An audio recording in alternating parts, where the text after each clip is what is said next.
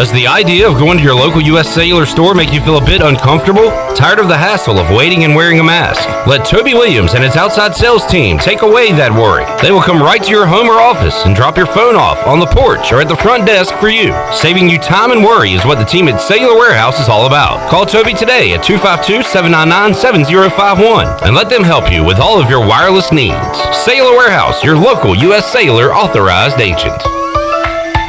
With rates being historically low, now is the best time to buy or refinance your home. This is Talbot Green with Angel Oak Home Loans. Now is the time to take advantage of the opportunity to buy more home or refinance your current mortgage. The combination of our local team's experience and Angel Oak's wide offerings of products from standard conventional, government, and portfolio loans has something for most financial situations. For more information, call Talbot Green, Joanne Weir, or Wanda Hager at 751-2060. NMLS 1719250 and 685-842.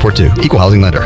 This is Pirate Radio, WGHB Farmville, 1250 and 92.7 FM Greenville, WDLX Washington, 930 and 104.1 FM Washington. The following is an exclusive presentation of Pirate Radio, the voice of the pirate nation. Welcome to Pirate Radio Live. You can paint this with purple! Now live from the Pirate Radio studios in the heart of the Pirate Nation, here is your host, Clip Brock. Do you want Sam Darnold? No. Okay, well, it's not like I wanted Matt Stafford, because I did want Matt Stafford in Washington. Did you want Sam Darnold in Carolina? Do you know what I want? Is a rematch between Iowa and Oregon. Well, you're not going to get that. Welcome in to Pirate Radio Live as Chandler and I continue our off-air conversation on to the beginning of today's program. A busy day in the world of sports. We got hoops on the TV. March Madness continues on into a Monday for the first time in my life and potentially ever. We've got a lot of Pirate athletics to discuss as well. Some spring football is happening at ECU. We've got comments from Mike Houston later on in today's show. A lot of ECU baseball to recap from the weekend. Another sweep for the Pirates, fourth on the year. Home sweep for ECU as they knock off Illinois State Friday, Saturday, Sunday. North Carolina next up on the docket for the Pirates coming up on Tuesday. A lot of baseball talk on the way today. First of all, I'll let you know where you can find us. Pirate Radio, 92.7 FM in Greenville, 104.1 in Washington. We are on 1250, 930 online, pr927fm.com. And you can watch us on Facebook Live and YouTube Live. No Brian Bailey show today, but good news, Bailey fans. You can check him out coming up Tuesday at noon. The Brian Bailey Show. Second chance with the Sweet 16 coming up Tuesday at noon. A lot of people are going to need that clip. And that is the voice of Jonathan Ellerbe. A lot of people are going to need that clip. We're going to break down those brackets. You can say that again. A lot of people are going to need that clip. Brian Bailey will join us on today's program. He not happy about his Virginia Cavaliers losing to Ohio. We'll talk about that. We'll talk some high school football. D.H. Conley back in the win column, knocking off Washington. I mean, there really is something for everybody if you are a sports fan here in late March. Ronnie Woodward will join us. He was out at Clark LeClaire Stadium yesterday, saw the Pirates finish off the sweep over the Redbirds. We'll talk some Pirate baseball and football with Ronnie Woodward. The big man on campus, Jeff Nadu, going to join us live in hour number 2. We will break down the rest of the games coming up tonight in the NCAA tournament. Some fun matchups on the way. So we got that in hour 2. And touchdown, Tony Collins. He has gone viral. We will talk to Tony Collins, who is he's not the star of the show in the video with his granddaughter, but he is in the show with a Pirate Radio shirt. And Ellerbe, that video of him and his granddaughter has gone viral, and if you haven't seen it by now, you will see it. I'm sure it's going around. It is absolutely awesome and completely, totally Tony Collins. It's his granddaughter is fabulous in it and genuine, and Tony is a great grandfather. And all the stuff we tried to make Tony go viral around here at the Pirate Radio studios with his busted guarantees over the years. But I'm happy for him because it's cool stuff. So check out our social media and you'll see it there. Tony Collins coming up in hour 3. Mike Houston comments coming up in hour 3 of today's show. Shirley Rhodes is here. You've already heard the voice of Chandler Honeycutt, who was talking about the Panthers signing Dan Arnold over the weekend, and when he read it initially, he thought it was Sam Darnold. So, yeah, I was what like, position? whoa. Is he a tight end, Dan Arnold? I have no idea. Is he Tom's brother? What was the name? They were Connors on the Roseanne show. Yeah, but Tom, was he? Okay. It's Tom Arnold. Was married to Roseanne. And her husband on the show was Dan Connor. I thought for a second it was Dan Arnold, but it was Dan Connor. But she was married to Tom Arnold. Correct. At one point. And John Goodman was Dan Connor. Whew, how did we get on this? And Tom Arnold is Tom Arnold. And you guys got Dan Arnold. Dan Arnold. And not Sam Darnold. What position does Dan Arnold play? I want to say he's a tight end. Chandler, do you not know your own Dan Arnold? I mean, the free agency's kind of boring, so I mean, I just see who we sign. I'm like, okay. He's a tight end. But going back to the question, Sam Darnold would be an upgrade at quarterback for the Panthers.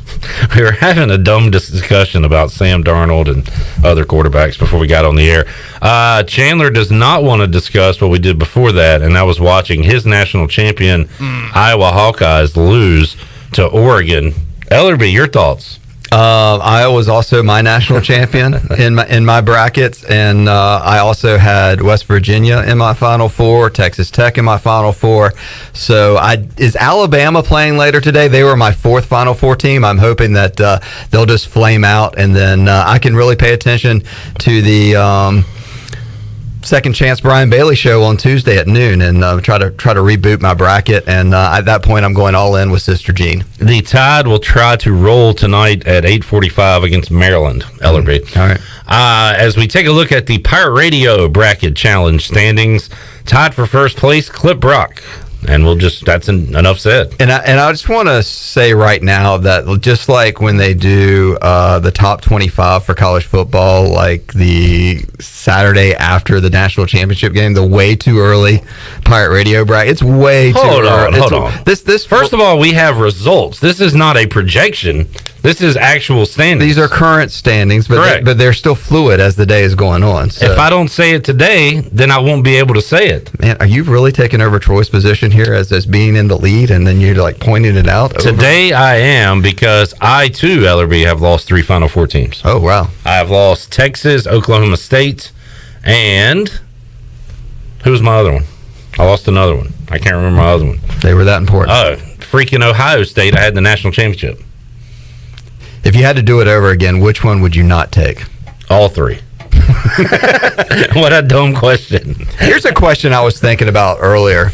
How many people do you think watch the NCAA tournament and pull against teams versus really pulling for other teams?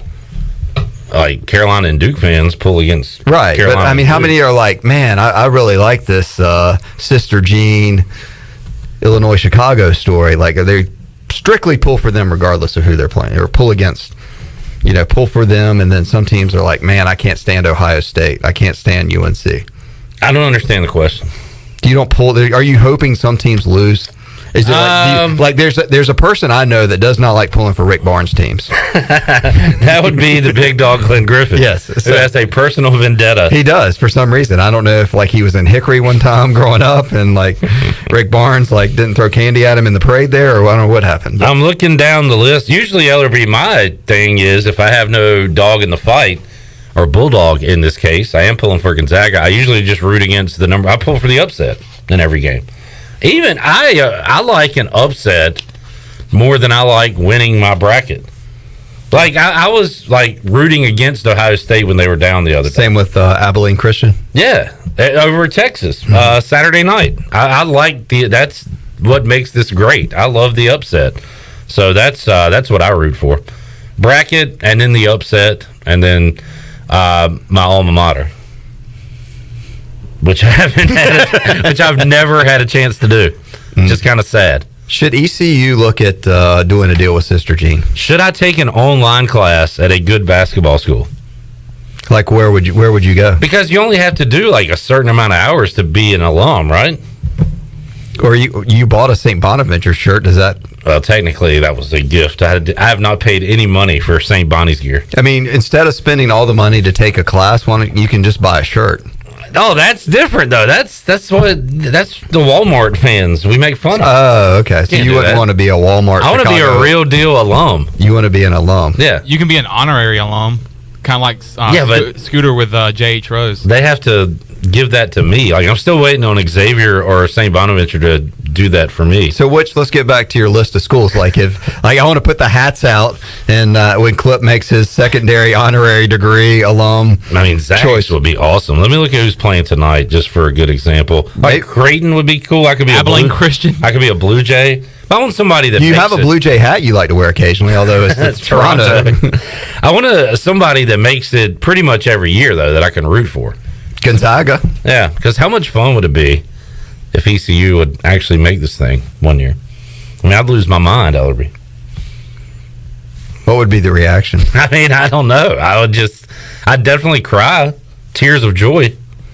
Tears. I would shed tears if ECU made the tournament. Could you, now I am going Troy D. Could you imagine watching Selection Sunday and Dooley and the team are there in the room, they're cheering for their seed? I would definitely cry watching that on TV. Weren't you politicking for Patino last week? I didn't know. I said Patino to ECU. Okay. Like to transfer. Somebody said it was being discussed on Twitter. I think it was Chad.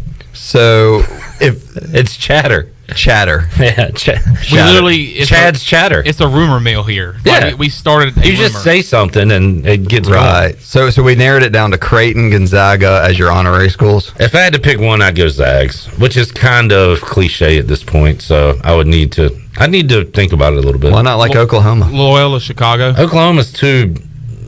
You wouldn't go Power 5 with this basketball pick? I would like to stay away from that if I could.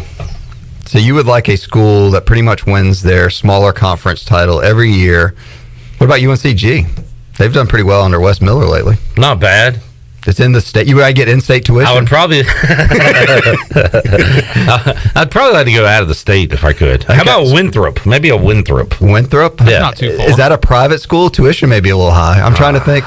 Finance. You don't want to get a lot of student loans. I need a scholarship of some sort. A scholarship for an online broadcasting class. Hilarious. The Jim Rome scholarship. Yes. What about his school, UC Santa Barbara? The Gauchos should have won the other day. I had them and lost on a layup, basically. First class, long pauses. Ridiculous. I got an A. He actually was, I was watching his television version of the Jim Rome show the other day. He was rocking a Gauchos pullover. Oh, yeah. He was, see? How much fun is that when your team's in it, Ellerbe? You don't even care about this damn tournament. I'm kind of eyeing my Oklahoma Sooners right now. Yeah. Because their mascot, Lon Kruger. You have picked them as your kind of secondary basketball team. I guess so. I just kind of picked them because this may be the only thing I get right if they can beat Gonzaga. Who's two famous basketball players from Oklahoma, Jonathan? Trae Young. And Blake Griffin. Check that out. Ellerbe knowing his basketball. Just dominating news and notes here. Showing off his basketball knowledge. Don't forget about Mookie Blaylock. Yeah, and Stacey King. Yeah. Ooh. Never forget about Mookie. Mookie. Ellerbe, what band named their album 10 after Mookie Blaylock's number in the early 90s? I know this one. Hold on, sure. Let's see if Ellerbe. It's early 90s rock band. Early 90s rock band. Great piece of music trivia. It is an excellent album, by the way. Does the band have one name or two names in there? Like a double? It is a two-worded name. Two-worded band. I'm looking for 2 words. 2 words in this band. I knew this was not up Ellerbe's alley. They named their album number 10. It's just 10. Just 10, after Mookie Blaylock. Correct. It's a rock band from the 90s. Correct. 2 words in this band. I wonder how many, Chandler, I know you probably don't have a clue, do you? Do you know? It's way too, he's kind of giving me some hints, and I can't really buy it there. Shirley, go ahead and name it. Because it had all sorts of really good songs on it, including my favorite, which was called Black. It's Pearl Jam. Pearl Jam. They were basketball fans. I've read it before. I'm not quite sure why they were such big Mookie Blaylock fans. They might have just liked his name. Because they were out of Seattle. Yeah, right. And at that time, the Sonics were still around and were about to be good. And Mookie Blaylock played for the Hawks, I believe. Something you learn every day. So, yeah, remember that one. Bringing up some random Oklahoma stuff on Pirate Radio Live. Ellerbe, let's get to maybe Illinois State could be my basketball team. They would not be my baseball team because they got swept over the weekend by the Pirates. Let's get to our Pirate Radio ECU baseball recap. Now is the perfect time for a review of your home, auto, and life insurance with a trusted and experienced agent. Call ECU grad Brandon Manning with Farm Bureau Insurance at 531-1812. That's 531-1812. Brandon's clients always have his cell phone number. He's available before or after business hours. Call Brandon today at 531-1812 to schedule a review or get a free quote. Pirates take down the Redbirds in extras on Friday, Ellerbe, and then a couple of yesterday was a bit of an ugly game. There were errors, there were just base running mishaps, but ECU, the better team, stayed in it and picked up the win rather easily, kind of going away, but it was not a pretty display of baseball on either end on Sunday, but a great weekend overall for the Pirates. Yeah, all W's. Another broom on the light pole. On the pole. Out in left field, and I assume you were out there doing some PA Saturday, work. Sunday, yeah. Pirates move up in the polls to number 8 in Baseball America and D1 baseball. So, I mean, 16. They were number 4 RPI, which is not a poll, it's a computer. Right. So, but 4th in the RPI. I mean, 16-3 after 19 games. I guess a big measuring stick will be on Tuesday when the Pirates are at Chapel Hill. Which, according to ECUPirates.com, North Carolina, I don't know what poll they go by, 24th. They're 11th in the Baseball America one. So, I mean, that's so who knows? But it'll be. They're not RV. They are not. They are enough V's to be in the top 25. And the RV beat us. That is true. That is very true. So it'll just. I mean, it's on the road. The Pirates. I believe they're 14-1 on the weekends, and so they're 2 of their losses have been during the middle of the week to Old Dominion and Wilmington. So it'll be interesting with this 2-game series coming up with UNC this Tuesday and next Tuesday, how the Pirates can do. Pirates are undefeated when I am on the PA, Ellerbe. Just throwing that out there. According to Steve Hill, Pearl Jam was called Mookie Blaylock before they were called Pearl Jam. I do not know that to be true, but that is according to rock trivia expert Steve Hill. Pearl Jam's band name was called Mookie Blaylock. Mookie Blaylock soon signed to Epic Records and renamed themselves Pearl Jam. Gosh. Were they named after the Mookie Blaylock? Had to be. It was named after Hawks point guard at the time, Mookie Blaylock. Yeah, the name Mookie Blaylock in reference to the then active basketball player. They loved the NBA. So... And loved Mookie Blaylock. It is a cool name. If you go back and look at their music videos at the time, they're all wearing like NBA jerseys. Why didn't they sing the song "Mookie's Broken" instead of Jeremy? I think we're going to have to do.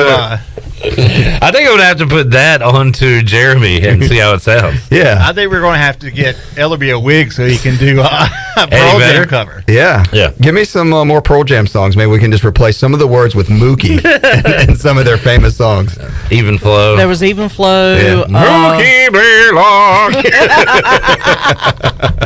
That's good. What's another? My favorite one is Elderly Woman behind the counter in a small town. How does that go? I seem to recognize the face. You didn't say Mookie Blaylock in it. Oh, yeah.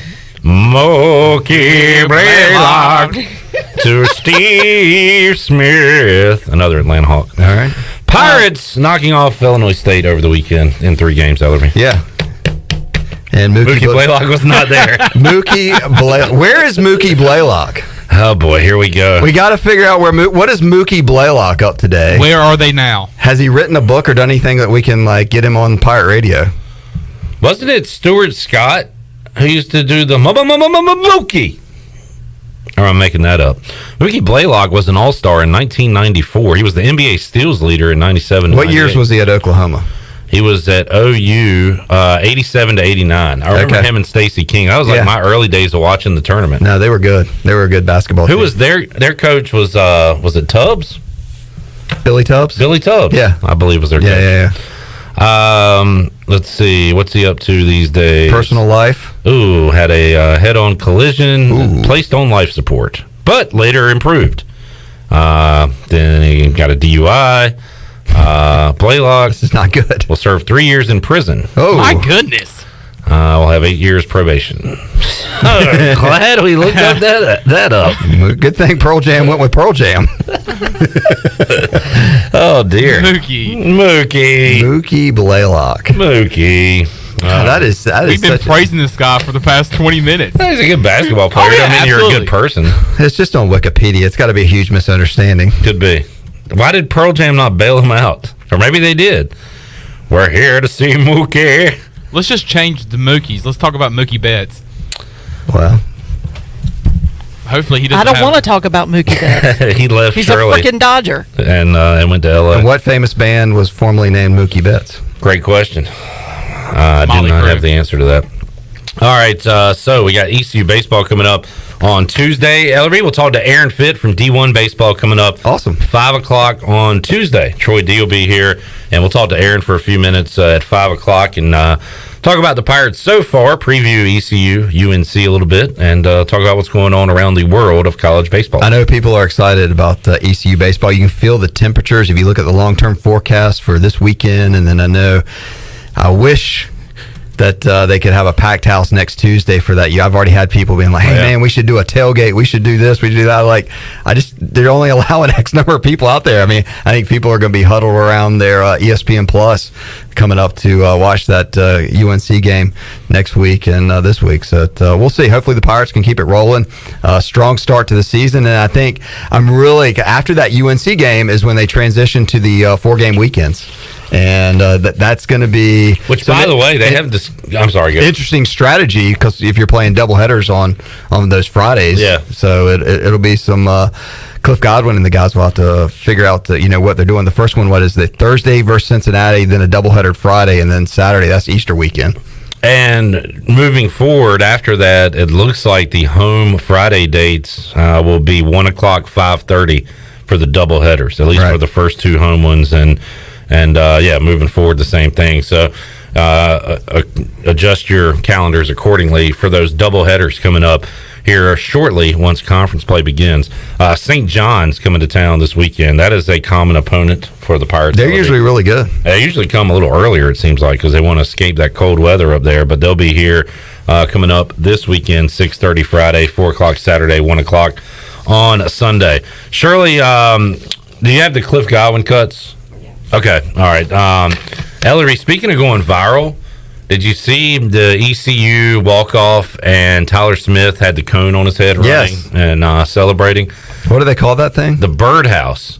And Tyler Feldman asked Cliff Godwin about it to try to get some, like an origin story of where this thing started, what it is, and everything. And this is number 2, Shirley. Here's what Cliff Godwin had to say about it. The only thing I know is that Tyler Smith grabbed a cone that was in the rock room and put it on his head and scratched his nose. So then he was smart enough to cut out an area, and he just started putting it on people's heads when they hit home runs. So I don't know if it kind of came from Bryant Packard with the cooler on his head when we won the 19. I have no idea. I just said, Smitty, what is it? And he says, the birdhouse. And I said, okay, cool. I want our guys to have personality, to have fun. They work extremely hard in the classroom, on the field, so I want them to have a little bit of fun, as long as it's not disrespecting the game, and I don't think that's disrespecting the game. That is the celebration for this year, Ellerbe. We've had the Daniel Bryan yes, yes, yes chant. Last year, or the year before, they would carry the guy off. Do you remember that? They like pick up the player that hit the home run and like carry him off like a king into the dugout. And this year they're going with the traffic cone. I think we need to start some traditions like that around here. Such as? I don't know. Like after a good segment or something? Yeah, after a good segment, or maybe with Chandler has a good day. Like after a good joke, or get a sale and just run around the studios. Yeah, y'all should do it definitely in the sales department. Mm-hmm. After a sale. You don't want to, like after a segment when you're like going down the hallway to kind of, like we throw like a hat or a cone on your head or anything? I think it'd be fun to have prosthetic arms in the hallway, so I could go give fives like I'm being introduced in the starting lineup. Don't we have a commercial with Naughty Dog where it's like, Yeah, that's Chuck screaming every time they release a beer out there. put a cone on his head. You know what we should get is the little promotional things, the hand clappers that has the one plastic hand in the middle and then you flap it back and forth. Yeah. That might be better than the prosthetic arms. That might look a little creepy in the hallway. Yeah, I kind of think that'd be funny too. When people walk in and Just be have like, to clap. like Dexter. Yeah. Let's get some hands in here so I can some mannequins. High fives. I love high fives. I know, man. I used to run around the house giving fives. You know. Yeah, my Door son's frames. Yeah, well, my son's at that age right now, where you have to slap the top of the door frame. You have to. And I just laugh because I remember. I mean, if you were a young boy, at some point you ran around your house and made fingerprints at the top of your door jams. Yes. And then like one day, Hunter was going from one room to the other, and I said, "Hey man, what are you doing?" I said, "Come back." He goes, "What do you mean?" I was like, "You didn't jump up and slap the wall right here. I mean, you've hit every door jam in the house." So, yeah, rite of passage. I'm right at that moment. So I'm kind of reliving some of my youth of those moments of my mom and dad making fun of me. So it's fun to watch. I'm so much of a high five guy that in high school when I would go to basketball games, I would be jealous because I wanted to be like get announced as a starting five and high five everybody going through. You should have been like the honorary player that got to and then just go sit in my seat. Like, after the intros, you go starting lineups, and then I just like kind of trot over to the starting line. Yeah, the best thing to do is just to go around and tell people high fives are free, or just wear a sign on my shirt, and they'll give you a free high five. Bam! Because if they think there's some catch to it, if you say, "Hey, look, free high five," and they'll give you a free high five. Are you going to bring that back after COVID times? You're going to be giving people fives? Absolutely. Yeah. And when do you projecting free high fives to be back in your life there, Chandler? Sometime in the summer. Summertime? Yeah. After July 4th? Give some high fives on the beach. I think you should start July 5th. That would be like a good, after the 4th. Give the 4th to celebrate America, and then the 5th of July should be for free high fives. Okay. Sweet. There is a national... America can't share its day with you, Chandler. Yeah. There is a national high five day. There is. No way. Yeah. Google it. Wow. I mean, there's a national day for everything. Yeah, there's a national high five day. Maybe we should tie this in. Maybe that's when it should come back. It's April 15th. Oh wow, is that a little too early? It's coming up right. It's tax day too. April 15th. You think you can put it all together? Taxes. Hilarious. Not many high fives during the watch along a couple Thursdays ago. Oh yeah, so. Brutal. Oh, by the way, our next watch along is up in the air. We wanted to do a Hornets playoff game because that'd be fun. We might have to cancel that. LaMelo Ball out for the year. Brutal. Broke his wrist and no one knows why. So when are y'all going to break out the bricklayer unis again? Not looking good. Yeah, I don't know. We'll see. I might just wear it to work one day. Yeah. I'm definitely going to wear it to the beach this summer. Today would have been a good day with all this basketball on. But I don't know. Disappointment. We can talk about this might be off one the and air. done. We can talk about this off the air, but turn high fives. Well, I'll give you a high five if you get us a basketball goal to go in the back. I don't think y'all needed one. I mean, we don't need one. We can always say we make it. Like, if we get a basketball goal. Have y'all ever seen Troy play basketball? He doesn't really need a goal either. It doesn't really matter if there's one there or not. He doesn't ever hit the rim or the backboard. I had some good scouting reports from Ryan Robinson and others on Troy's game when they saw those highlights. He gave me a no-look pass, which was pretty sweet. That was very good. Maybe I don't know if he was trying to throw it to you, but he got it there. What about if we got a little Team Pirate Radio versus Team ECU Athletics, like Ryan Robinson got a group of teams 5-on-5 action over there? Wow. That would be Justin Bayer, like bringing the ball up court. Be the ultimate 5-on-5 of bad basketball. That could be displayed. I'm more of a shooting contest guy, not a run up and down the court guy. Yeah. I'm not understanding why. You can run up and down the court. I'll settle over in the corner. It's just kind of like the Globetrotters, no defense. You just say, hey, the Clip's down there, waving his hand. You just all-time offense or all-time defense? Yeah, all-time offense. That'd be a great spot for me. All right, Ellerbe. How's Hunter's bracket looking? He's in second place right now in the Pirate Radio pool. Nice. Okay. I know who's in first. I couldn't remember, Chandler. Some guy named Clap? Any tied for first? Tied with Bryce Dreyfus. Bryce Dreyfus. BD. who knows the sports. We found that out when he was on the show recently. So I'm in good company. Yes, Ellerbe. I'm fading and falling. I don't think there's any hope for me climbing unless everybody else just gets exploded here. I don't know who's doing well, but like again, I have 3 Final Four teams out. My champion is still alive. They're up 12 right now on Oklahoma. But yeah, I don't see a way I can win this thing. But like everybody is struggling, so we'll see. I did like Shirley has Baylor. Is that right? Yeah. Like she's got a chance there because I doubt. Oh my goodness gracious! Did you see that? That was the line. That man just dunked on Gonzaga's soul. I mean, I've never seen a dunk be thrown down that hard in a regular season game. He cocked it all the way back and just threw it down on Timmy. It was a posterized to the rack dunk. This is going to be sports. That's number one Sports Center right there. My goodness. People, if you're listening to us, you'll definitely want to Google up or watch the halftime highlights of Oklahoma Gonzaga at some point. What are they reviewing? Like, what is the point of this? Oh, it's shot clock violation. Oh, it's not going to count. It's not going to count. Oh, no. It's the greatest dunk that didn't count because they didn't use their 35 seconds. Wow, that's tough. That's tough, Jeff. It's still going to be a great highlight, Jeff. It is a great highlight. All right, we'll take a timeout, Ellerbe. Thanks for hanging out. Yeah, I'm not sure what I added today, but Mookie Blaylock, where is he now? We know. Well, yeah, jail. Before we go to break, Brad wants to know what a Pirate Radio team coached by Rick Smith would sound like in the huddle.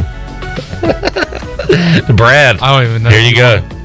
I don't even know if you want to hear it because it might hurt your feelings. Look, son, I was in coaching for 45 years. I've made a lot of players cry, and I can make y'all cry too. Y'all just out there dribbling the basketball. Y'all couldn't hit the side of the board. All right, there is Coach Rick Smith coaching the Pirate Radio team. Jim Rome will coach us on the flip side of the break. Get your ass back on defense. Get your ass back. All right, let's call the show. You know what happened when the shot clock went off there? Hilarious. 8 top 10 dunk of all time. Huddle up, guys. Let's go to the emails. All right, we'll be back with Double B, Brian Bailey, after this.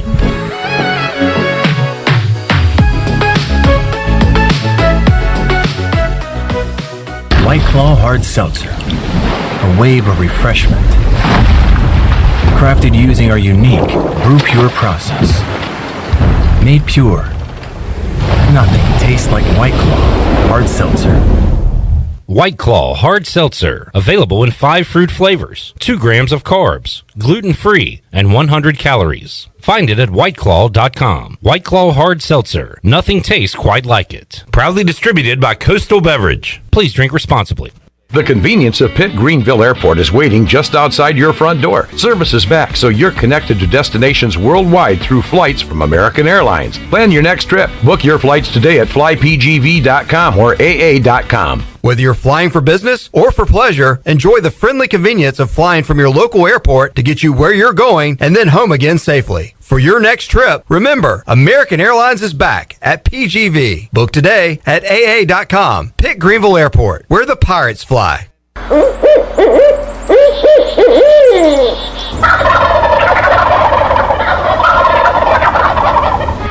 Join us for the first annual North Carolina Strut Masters Championship on Saturday, April 10th.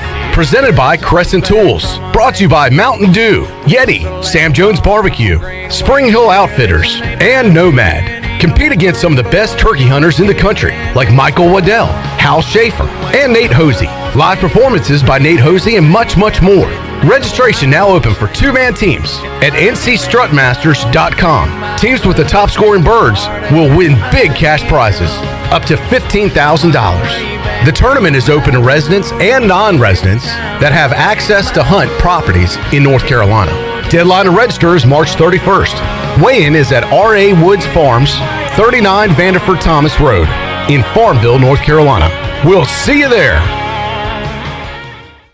Hi, I'm Annalie Newhoff. And I'm Rob Campbell. And we are with CopyPro. We have been locally owned and operated here in Eastern North Carolina for almost 50 years. CopyPro is the leader in office technology. Does your business struggle with keeping printing costs low or producing professional documents? Here at CopyPro, total customer satisfaction is our #1 priority. We have a variety of solutions to help reduce your printing expenses and make your business more productive. Call us today at 1-800-682-6558 or online at copypro.net. CopyPro, we are the professional office systems people. Hi, this is Billy Parker from Parker's Barbecue. I am so excited to announce a brand new menu item now available at all Parker's locations. Come in for our delicious new boneless wings. Our wings are fresh, hand-cut, right there in the store. Never frozen, and our wings are big. Try them tossed in one of our signature sauces, sweet red barbecue sauce or barbecue honey mustard. Get a boneless wing bag for less than $5. That includes 6 boneless wings with hush puppies and corn sticks. Parker's Barbecue, a homemade tradition for over 50 years.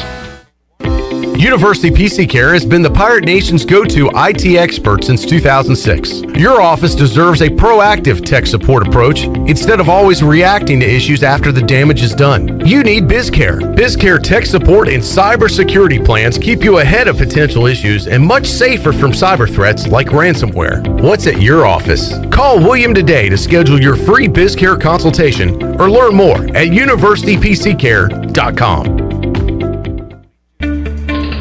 I'm Michael Vaughn with East Coast Grading and Utilities. Many of you know my dad, David Vaughn, and his work in putting in subdivisions all over Pirate Nation. But East Coast Grading and Utilities is not just for those type of big jobs. We're here for the homeowners. Whether it's concrete, driveways, hauling rock, or sand, whatever you need, East Coast Grading and Utilities can get the job done. Call us at 252-531-7494 or check us out on Facebook at East Coast Grading and Utilities. Pirate Radio. And you write that down, because when you're at East Carolina, you go for it every time. Or you don't coach at East Carolina, you don't come to East Carolina, you don't play at East Carolina with a weak heart. Write it! The voice of the Pirate Nation.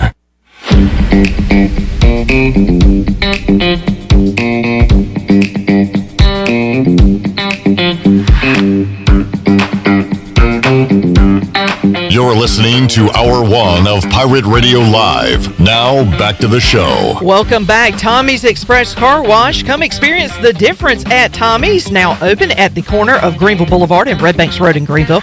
Doesn't your car deserve it? Visit Tommy's Express Car Wash today. Now let's head back in to Pirate Radio Live. Here's your host, Clip Ron. Alrighty, back with you on a March Madness Monday edition of Pirate Radio Live. We've got Gonzaga up 12 at the half on Oklahoma. Also coming up during our program today, maybe it's Abilene Christian knocking off Texas late night Saturday night. They'll be taking on UCLA, who's already won 2 games. Had to win in the first 4. Won again on Saturday, back at it today against Abilene Christian at 5:15. And there will be 5 other games starting after that. So, man, great day of hoops. We missed Brian Bailey around here today, but don't fear, he'll be here on Tuesday at noon for the Brian Bailey Show.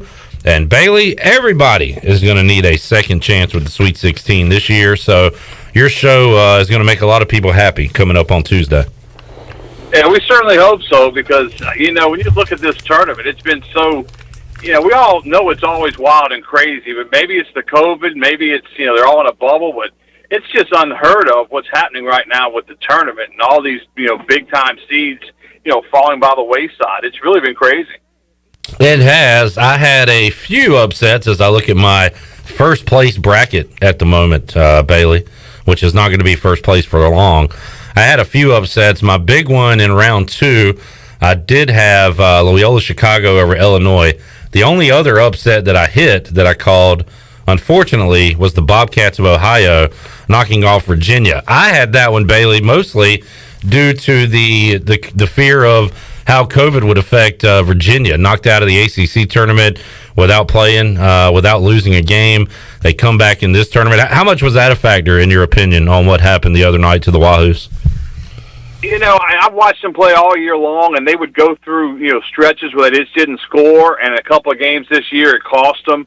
They really weren't beaten badly by anybody except for Gonzaga, if I remember correctly. I mean, they lost some games, but I mean, it was just one of those situations where when you go into a drought like that, they were up 6 or 7 and looking like, they were going to advance, and then they just couldn't make a basket. And I don't know if that had COVID or not practicing, or you hate to make excuses, and Tony Bennett didn't make any, but just the whole COVID thing and everything that went on with it, it's frustrating for everybody, but it's made for a great tournament. I'll give it that, because there are some crazy games out there. I agree. It's been a lot of fun. I love the upsets and the madness that goes along with it. Sticking with the ACC, Bailey, Florida State versus Colorado tonight. Right now, it's Boeheim, and that's Buddy Boeheim carrying the flag for the ACC. I didn't predict that, certainly going into this tournament. Well, he was red hot in the ACC tournament. Yeah. He scored 31 against Virginia when Virginia won on that last-second shot. But he was incredible then, and I just thought he probably would cool off, and I didn't think Syracuse would amount to much. But, they're a great story, but they're one of, 8, 9 great stories, it seems, right now. So, trying to pick a winner in this bunch, I still think Gonzaga's probably the best of the bunch.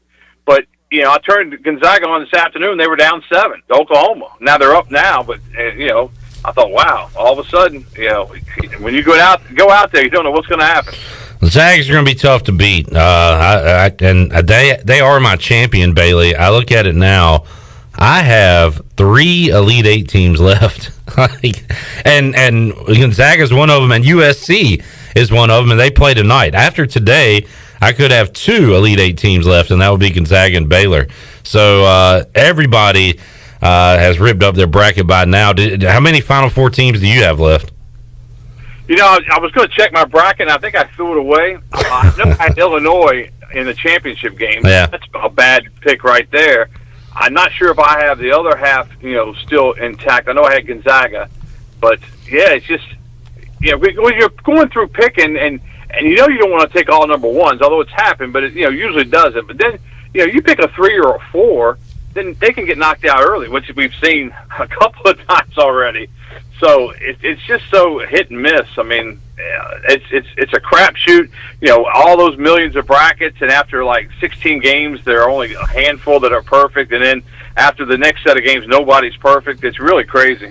I missed out on the hoops on Thursday. I am enjoying this Monday with basketball on, Bailey, with the schedule changes, but I think this week it's going to feel even weirder with no basketball on Thursday and Friday. That's going to be a strange deal where the Sweet 16 is played on Saturday, Sunday, and then you've got basketball on into next week. That's going to be a little different.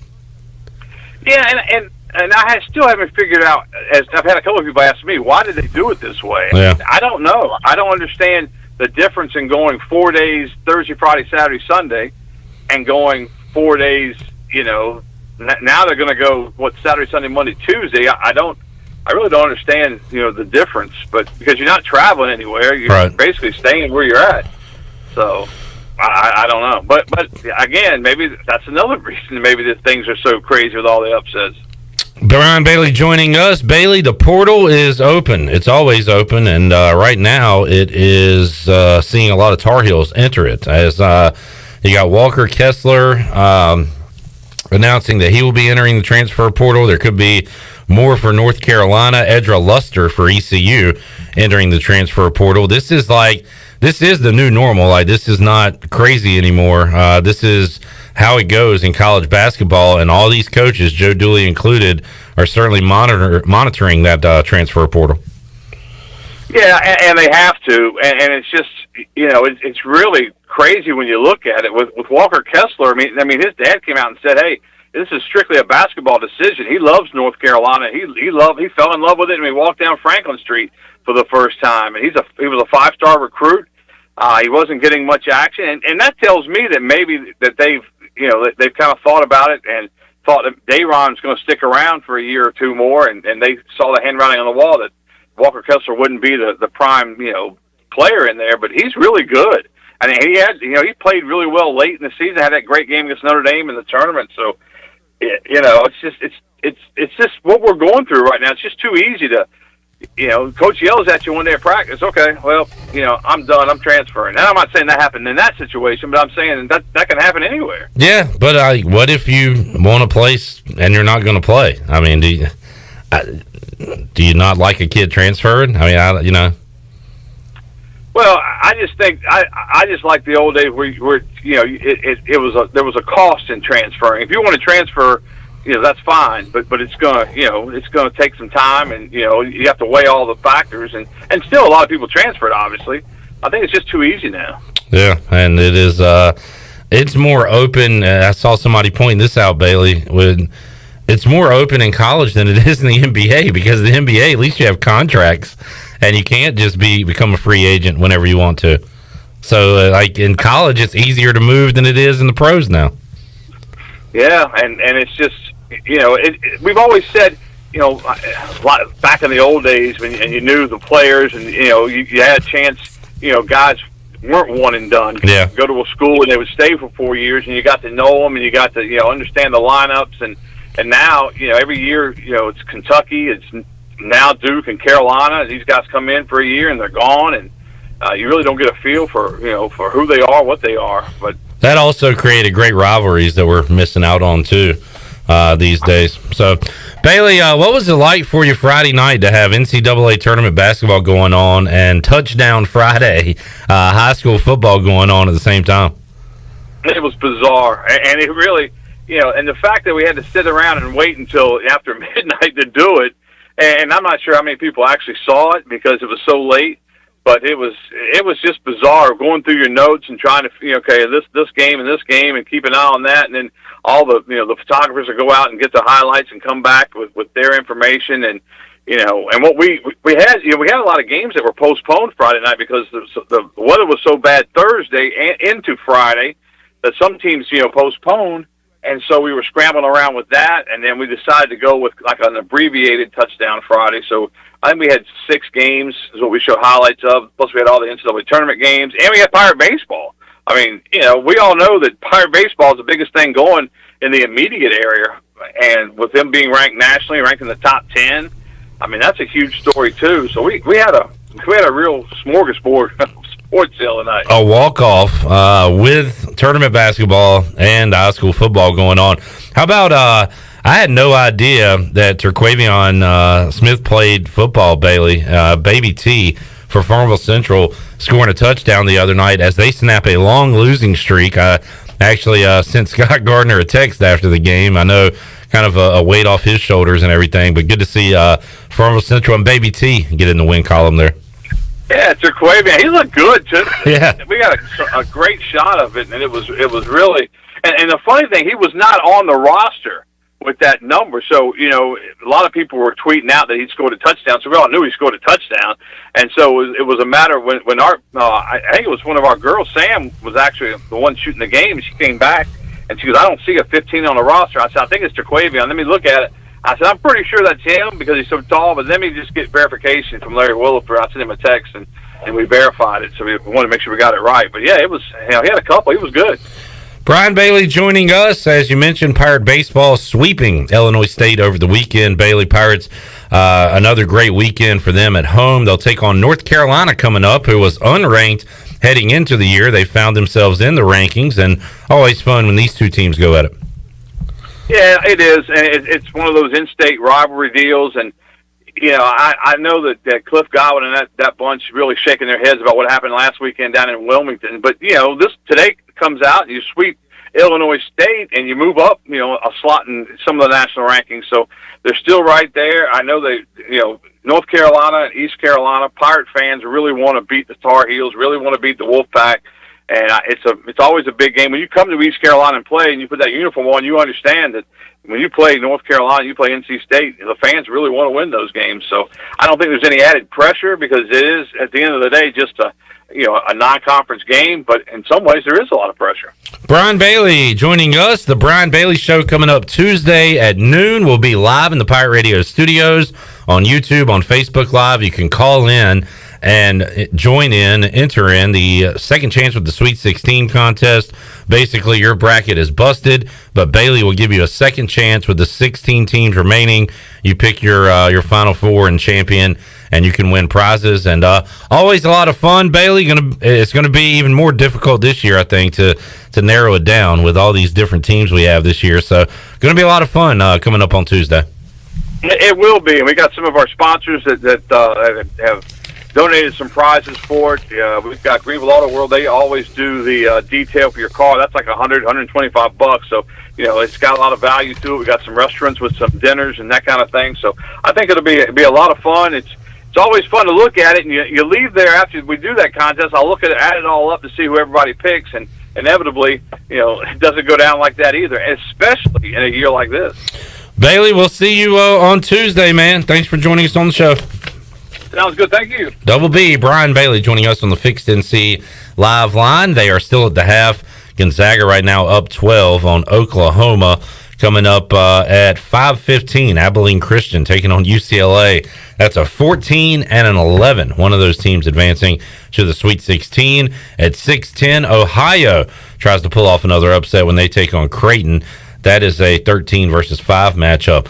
We will talk more about the hoops in hour 2 with the big man on campus, Jeff Nadu. Ronnie Woodward going to join us at 4. We'll wrap up hour 1 when we return. See if anything's going on the Shirley Rhodes news desk when we return after this.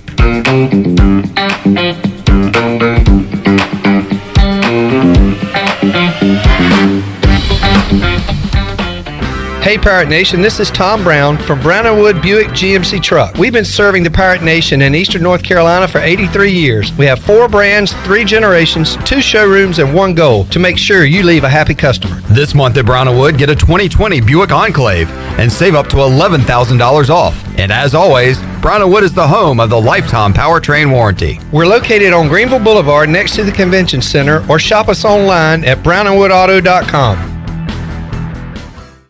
Ahoy, mateys! To keep those cars clean, you need the Pirates Cove Fast Pass. The new Pirates Cove Car Wash and Haviland Express Lube on Glen Burnie Road in New Bern is now open. Pirates Cove in New Bern is offering Fast Passes for $9.99 for new Fast Pass customers. You can visit us in Greenville on Fire Tower Road, Memorial Drive, and on East 10th Street. And have you heard? Pirates Cove on Fire Tower Road is now offering interior cleaning. So we have you surrounded. Pirates Cove, the official car wash partner of ECU Athletics. Hey Pirate fans, it's time to get your yard done right with the new John Deere mower from Quality Equipment. Our premium lawn care lineup is what every homeowner needs this spring. A John Deere will change the way you mow with easy-to-use attachments, effortless steering, and intuitive controls. Right now, save up to $700 on X300, X500, and X700 series mowers. Learn more at QualityEquip.com and get quality done right. Offer ends 3/1/21. Some restrictions apply. See dealer for details. This tax season, get more in return during Bostic Sugg Furniture's Tax Mania. Update your home for less with savings of 15% off throughout the store. Living room, dining room, and bedroom furniture at savings of 15% off. Save up to 70% off clearance items or get 48 months special financing. Now's the time to get a better night's sleep on a Scott Living or Restonic mattress and enjoy 48 months special financing. Your tax dollars go farther during Tax Mania, now at Bostic Sugg Furniture. Looking for your next career opportunity? How about some extra cash to help pay for school? Your locally owned and operated Dixon Foods McDonald's is hiring, and they would love to have you as part of the McFamily. They offer flexible hours, competitive pay, and financial support to pursue your education through McDonald's Archways to Opportunity program. Come join the family at McDonald's. Don't let this financial opportunity pass you by. Please visit DixonFoods.com to apply. Find yourself working from home or at least spending more time there? Want some remodeling for your house or a fresh look? How about a new deck or screened-in porch to add livable space outside? Don't know who to call? Well, you do now. Call the professionals at R&R Remodeling. They've been serving the local community for 15 years. Ronnie and his crew can help you today. Call for a free quote, 252-286-4119, or visit R&R Remodeling on Facebook. R&R Remodeling, construction you can count on. Have you ever seen those exotic aquariums like the guys do in Las Vegas on television? You ever thought about having one of these aquariums in your business? It's more affordable than you think. This is Hal Pruitt with rentafishtank.com. We can make having an aquarium in your business turnkey with no work, cleaning, or hassles for you. Rentafishtank.com creates a relaxing atmosphere and keeps children occupied. Rentafishtank.com already services many dental, pediatric, and doctor offices, plus hospitals and senior living centers. Check us out at rentafishtank.com. This is Mark Washington with Max Sports Performance at Max Fitness. Our facility has reopened and is following all safety protocols. The best thing you can do to strengthen your immune system is, of course, to work out and exercise on a regular basis. I can assist you as your performance coach. You can also enjoy the benefits of a private facility. Avoid the crowds and work out at Max Fitness. Now is the time to get healthy. Max Fitness, just off Highway 43 in the old Ace Hardware building behind Speedway in Greenville. Call me, Mark Washington, 902-4877. This is ECU basketball coach Joe Dooley, and you're listening to Pirate Radio, the voice of the Pirate Nation.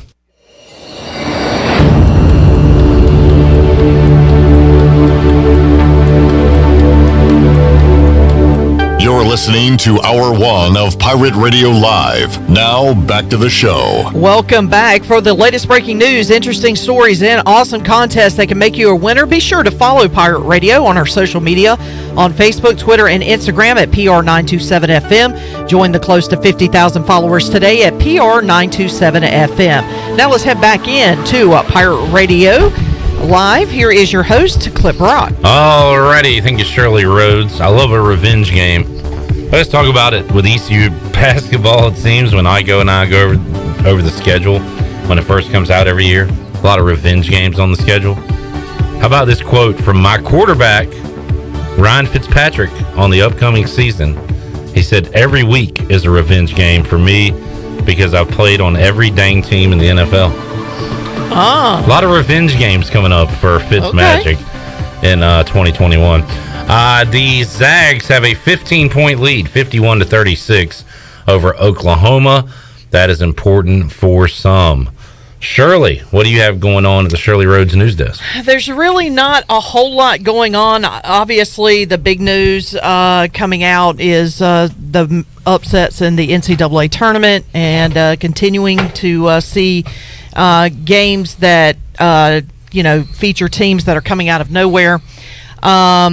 So we're kind of keeping an eye on that.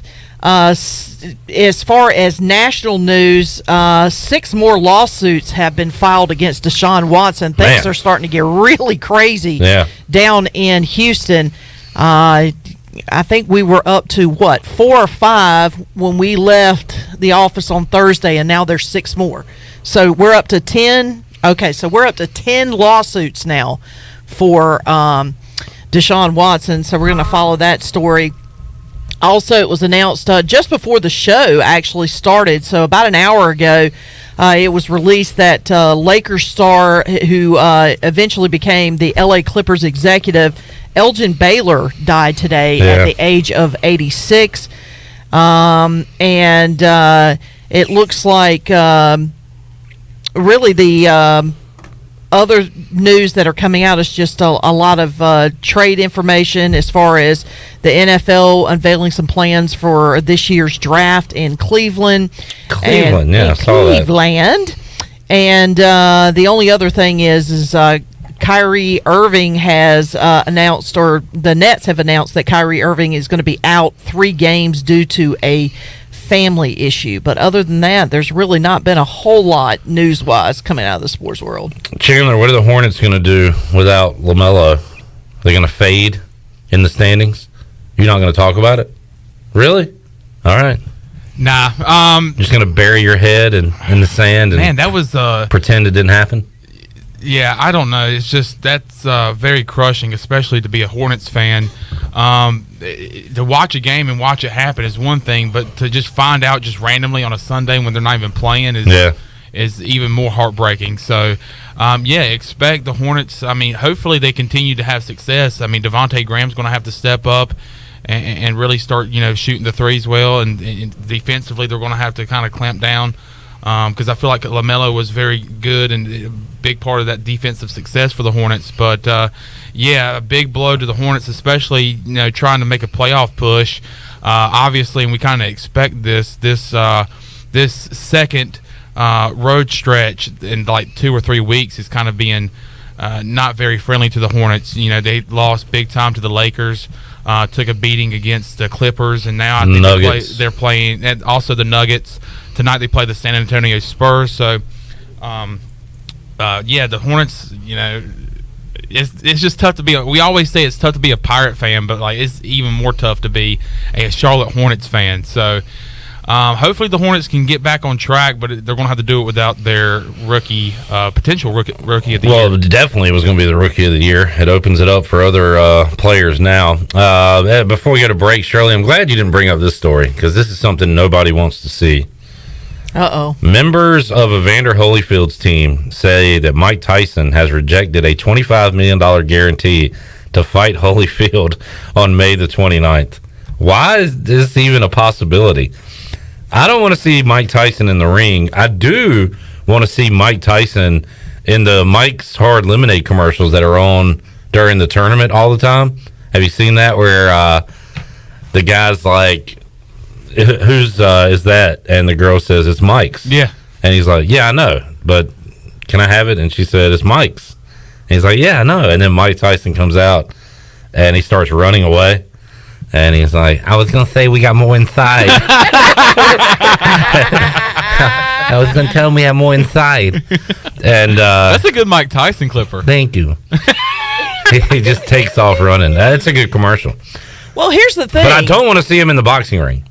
I don't want to see him in the boxing ring, but at the same time, okay, first of all, if you're Mike Tyson, you got $25 million that's laying on the table. All you got to do is step in the ring with Evander Holyfield, the guy whose ear you bit off. Go for the other ear. Okay, so are you that afraid of losing? Or are you that afraid, or do you not need the money? Do you not need the $25 million? Well, here's what he wrote on Instagram. Just to be clear, there's no Tyson with Trilla fight. Wait, what? I don't know any Trilla executives personally. I don't have a deal with Trilla or any head executive representing them for the next event. I don't know what Triller is, but talk about Michael Jackson's most famous song. It's the Triller. Triller night. So could it be that he's not been offered that, and that's why he's? I don't know, but I'm good. Or does he feel like he's being lowballed by being offered $25 million? Yeah, it could be. I don't know. Maybe he thinks that. But what kind of shape? We don't want to see it. I don't want to see it. I'll speak for myself. Now, wait, didn't he have an earlier fight? He fought like Roy Jones Jr. Okay, so what kind of Tyson actually looked like he was in good shape. Roy Jones Jr. just kind of sat there in the ring and. Okay, so it was kind of more of like an exhibition than anything else. Yeah. Okay, so could it? I mean, look, if I'm Mike Tyson and I'm going to get back in the ring, and I'm what? He's 50 years old, right? Yeah, or in his 50s, something got like his that. age up here, 54 maybe. 50. Okay, so he's in his 50s. Yeah, 54. Guy's built for a 50-year-old guy. I mean, he's in pretty good shape. Well, they were releasing videos up to that fight with Roy Jones Jr. and him like practicing and stuff, and it was ridiculous. Well, Evander Holyfield's no spring chicken either. 58-year-old Evander Holyfield said in December that a third fight against Tyson must happen for both our legacies. No, it doesn't. Y'all both are great boxers. In your own right. Let's leave it in the past. I mean, and if I'm Evander, what legacy do you want to leave? Do you want to get back in the ring with the guy that bit you? I mean, come on now. I don't have a deal with bit. I don't have a deal with Trilla. Yeah, he bit his ear. But he didn't have a deal with Trilla. Oh, I don't care. I remember the short stint that Elijah Holyfield had with the Panthers. His son. Huh. Played for Georgia Bulldogs. Yep. All right, Ronnie's I was here. wondering where you were going with that. Let's take a timeout. We will return. Dan Arnold, the newest member of the Panthers, not Sam Darnold. Ronnie Woodward joins us next. Ronnie has a big announcement to make regarding his future and talking about the NCAA tournament on Pirate Radio. Remember last week he had to come back and make a change? Did that work out for him? We'll ask him. We'll see. We'll ask him about that. And we'll talk some Pirate baseball when we return on Pirate Radio Live on a Monday after this.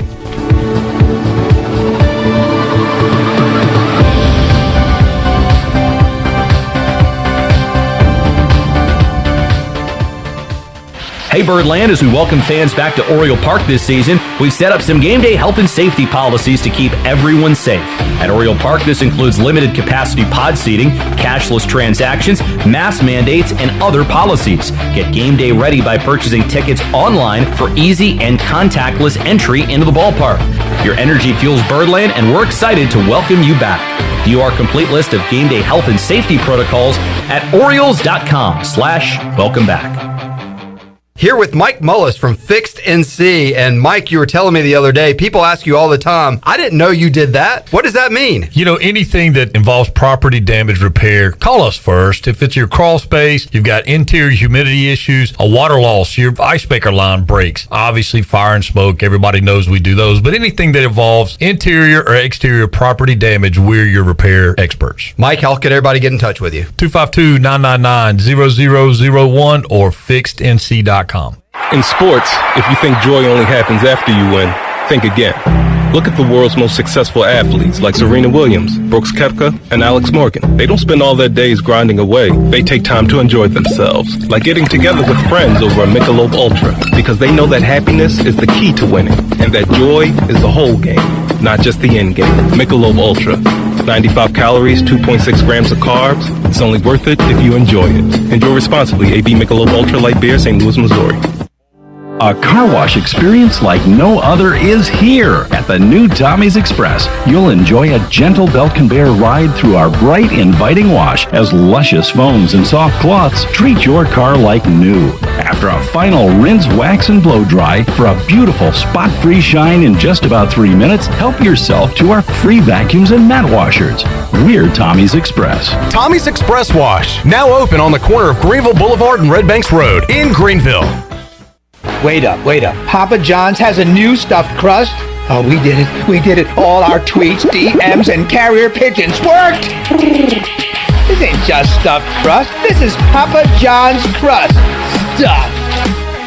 Hey Pirate fans, order the new Epic Stuffed Crust One-Topping Pizza for only $12. The new Epic Stuffed Crust Pizza is the MVP move for game day or any day. Place your order online at papajohns.com and sign up for Papa Rewards. Papa John's, the official pizza of the ECU Pirates. If you wake up in the morning with a backache, feeling more tired than you did when you went to bed, you probably need a new mattress. And the best place to get that mattress is Factory Mattress. Hi, I'm Kirk Smith, General Manager. For more than 40 years, Factory Mattress has been Greenville and Wilson's local mattress dealer. We guarantee the lowest price on the area's best selection with over 50 models to choose from. No seconds or overruns. Factory Mattress offers only first quality direct from the manufacturer. Sealy Posturepedic, Beautyrest, Stearns & Foster, and Tempur-Pedic. The most highly trained sales associates with over 60 years of combined experience. Same as cash financing with zero interest up to 48 months and free local delivery. Face it, to have a good day, you've got to have a good night. So sleep better knowing you saved money at Factory Mattress, locally owned on Greenville Boulevard in Greenville, on Forest Hills Road in Wilson, on the web at factorymattressusa.com, and a proud member of Pirates Supporting Pirates. At Tiebreakers, we pride ourselves on serving big, juicy wings. I'm talking big and juicy. Our chickens are the same ones that kick sand in the other chickens' faces. If our chickens played football, they'd be linebackers. The competition's chickens, they'd be skinny little kickers. Trade those kickers in for linebackers. Tiebreakers is open every day at 11 a.m. Follow Tiebreakers on Facebook and Instagram for daily updates. This is Pirate Radio, WGHB Farmville, W224EI Greenville, WDLX Washington, and W281CH Washington.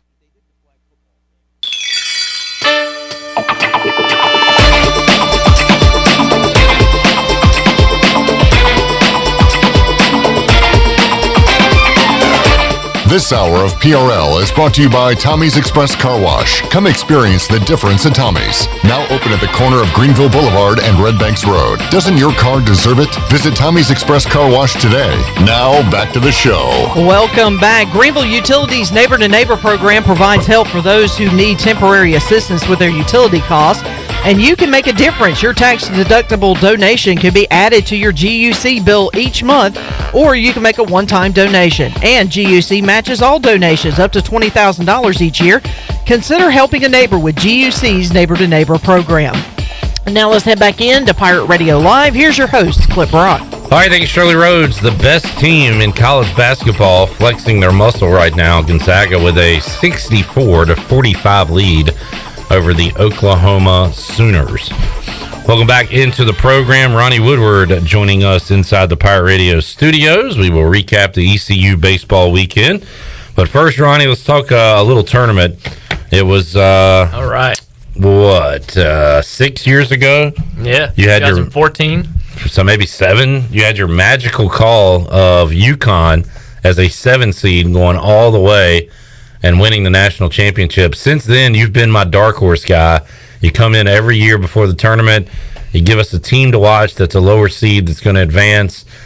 You have not really hit well since that UConn pick. This year, you went back to the well one more time. You took Connecticut as your dark horse team. They are bounced by Maryland early.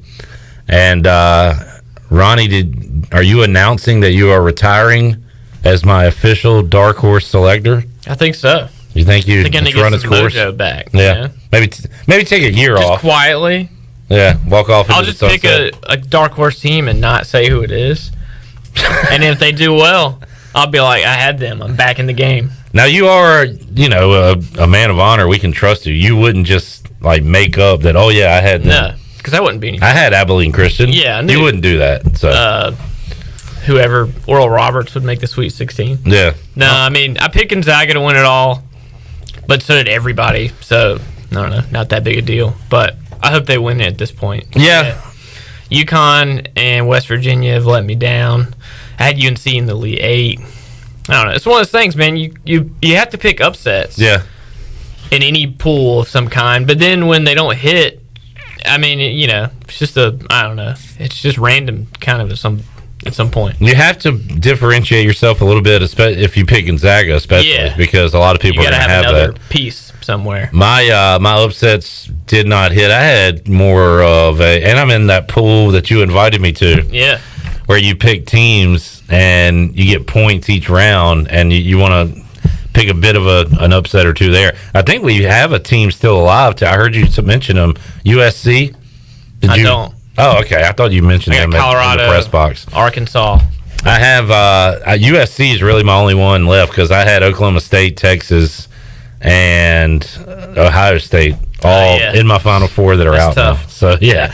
Not much to root for from that aspect. On a positive note, I want to ask you this. I thought about this a lot the last few days. Maybe it's because we didn't have a tournament last year, and Chandler won't get this. He'll be a youngin' that won't understand. But remember when, the fact that every game is on TV now? Remember as a kid, the live look-ins? Yeah. And when you were in North Carolina, they were so bad because, you had to watch Duke or UNC. And no usually, and that was it. They were up by 30, especially in the first rounds. Yep. So it was brutal. But the live look-ins were so awesome. Yeah. But so bad because they wouldn't segue it. You would be, we have to watch UNC, so it's it'd be Eric Montross with the hook shot. And they're up by 28 on Kent State. And then it just it'd cuts. Be hard and cut. Bryce Drew gets the ball. They would just randomly go to some other game. And he makes it. And Valpo wins. And we go right back to Carolina. It'd be 5 seconds of the Bryce Drew game. Yeah. And it's and now Carolina takes the ball up 30 on Wofford. It was so disorganized. Yeah. And then there was the transition to the 1 year where they had digital cable came out. So it'd be to watch Providence versus Texas Tech, turn it to the CBS Weather Channel, 132.2 that nobody had or knew what it was. And then I guess from there it kind of went to your computer. Yeah. They finally had it where you could watch all the games. Yeah. And then they had that stupid boss button you click and it's like a spreadsheet. I mean, it's wild. And then it went to the 4 channels that we're at now. How did it take them so we could have been so rich in 1998 to been you know what?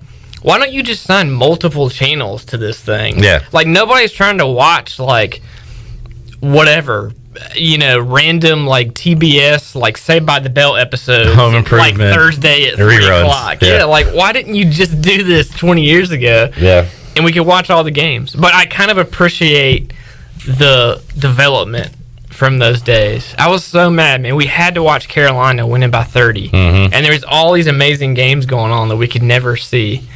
And now it makes you appreciate that. And now it's pretty flawless because you're watching a game, you've got the scores at the top. Yeah. And it shows you what channels they were on. Yeah, it's wild. I remember the first, what was it? I mean, it wasn't that long ago.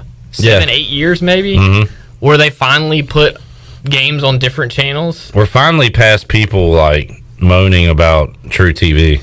Yeah, like who cares? What channel's that on? Well, go find it if you want to watch a game. Yeah.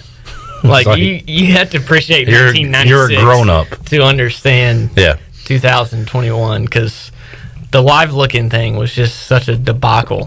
Jeff Nadu's coming up. I know you've listened to his podcast in the past, Ronnie. Yeah. I don't know if this was a reference to the podcast, but I saw where he tweeted out, "If you know, you know," and he showed his TV screen, and he had like tape over the scores, like paper. Oh yeah, I saw that. What was that? So I guess is he trying to like watch every game in their entirety or something and not be spoiled on the scores? Because now they don't do live look-ins. Yeah, they might update a game here and there, maybe coming back from break. But if you're watching a game, your game is stuck there with just your game. So I don't know. I might have to ask him about that. You do because. What was going on there? I saw that same picture. Now, my only thought was, there's no way he was going back and watching the games. I think he just maybe didn't want to know what the scores were for some reason. For what purpose? Maybe he bet on them, so he didn't want to know, like, until the end. I don't know. That doesn't make a lot of sense unless you're going back to watch the whole thing. Which, do you even have the ability to do that? I guess maybe on the app. Online. But who's really going to want to go back and watch it? It's because if you stream one game... Maybe it's because you'd be ahead or behind. Yeah, thank you, Davis. That's a good call. You're right, Davis, because I was doing the same thing. I had laptop on, TV on. It's because one is ahead of the other. Makes perfect sense now. I feel like a moron that I didn't get that. Well, I was with you. Thank you, Davis, for chiming in there. We were going with assistant coach Big Man is watching the 3 a.m. replay. Breaking down the film. First, San Diego State. All right, Ronnie. ECU gets the sweep over the Redbirds. They are not the Ramblers. They are the Redbirds. I accidentally called them the Ramblers once yesterday when I was a little too focused on the Loyola Chicago game. Yeah.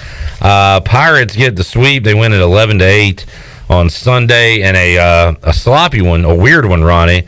But ECU's bats able to win the day. And as Cliff Godwin pointed out, I didn't really think about it. I did at the time, but didn't really after the game until he mentioned it. How about the bad luck of Carter Spivey yesterday? He's not charged with an earned run, but 3 runs on 2 hits and didn't record an out. Those 2 hits were infield hits, right? And then there was a ball to short, I guess. Was that a Giles error, I believe? Giles. That would have been a double play. Should have been a double play. Yeah. Yep. So some tough luck.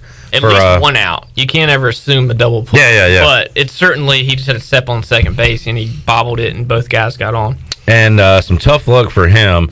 Carson Wisenhunt was not his best, but this is like the 3rd time, Ronnie, we've seen him kind of battle through some struggles to get to his 5 innings. He's kind of like doing all he can to scrap and claw and get his team to a pretty good spot where they don't have to use a ton of bullpen arms for a lot of innings. And I like that about the young kid, that he is able, if he's not on his best, to still give his team a chance. Cliff Godwin mentions that a lot. Just give us a chance to win. And Carson Wisenhunt, despite giving up 4 earned runs yesterday, he did that to get to the 5th inning, or through the 5th inning. Yeah, the first inning, Illinois State scored 3 runs. He plunked a guy late in the first inning, which I asked Coach Godwin about this because I thought it was really important in that whole sequence. Then he got out of it, got the final out in the first inning. That started a run of 10 straight guys he retired in order, I think, which went up until the 5th, somewhere late in the 4th or 5th, before somebody got on base. So he settled in, and you don't draw it up this way in a weird way, but he got that final out, got out of that inning somehow, or finally got out of it. And then ECU scores 4 runs in the bottom of the first. So in a weird way, he started the second inning up 1-0. Yeah, it's kind of the easier way to look at it. And he was able to refresh things, and he mowed down the next 9 guys. So he went second, third, fourth inning, rolled right through. And by that point, ECU was up 9-3. Pirates were down 3-0 Saturday and Sunday, right? Or behind 3 runs. Yep. And then, boom, immediately came right back. Illinois State scored in every top of the first. Oh, yeah. So they were down every game. Every game. By the time they got an at-bat, they were down. And I think it was only 1 run the first 2 days, obviously 3 the last one. So, ECU had to fight back. But, again, first inning runs, when you're a school like ECU in that position, hopefully you're not going to get too down if you're down a run or 2 or even 3 the first inning. So they had to fight back and earn it. It was an eventful, kind of weird series, and again the Pirates just kind of found a way. So that's in the end, that's all that matters. And they made errors in each game. Had 3 on Sunday, so they weren't real clean defensively. Obviously, Coach Godwin was kind of up and down with the offense, but overall, they got it done. Yeah, and Seth Caddell mentioned it, that they want to get to the bullpen, and they are going to stick around games. And look, they hit starters pretty well too. But when it becomes a bullpen game, ECU is going to have the advantage 9 times out of 10. Yeah, and against their opponents this year. Yeah, especially if you have the good CJ Mayhew, who was good Sunday. Wasn't great Friday, but he was. When you have him, you have Cole Moore. I don't know if you saw my tweet earlier today, but I thought about you. Sneaky Ryder Giles might have to be my new nickname for him, the pitcher. He's got a 0 ERA again. Oh, wow. Okay. 6 appearances, no runs. And Kim Colmore is under 1 as well. He's .87 or somewhere in there. He's under 1. And then Gavin Williams is next on the team. Not to take anything away from Ryder 2 years ago when he had that 0 ERA for a while, but he has pitched in much more critical situations this year than he did that season. He got the win Friday in extra innings, went 2 innings. So he's at 6 innings, 6 appearances for the year. Not a single run.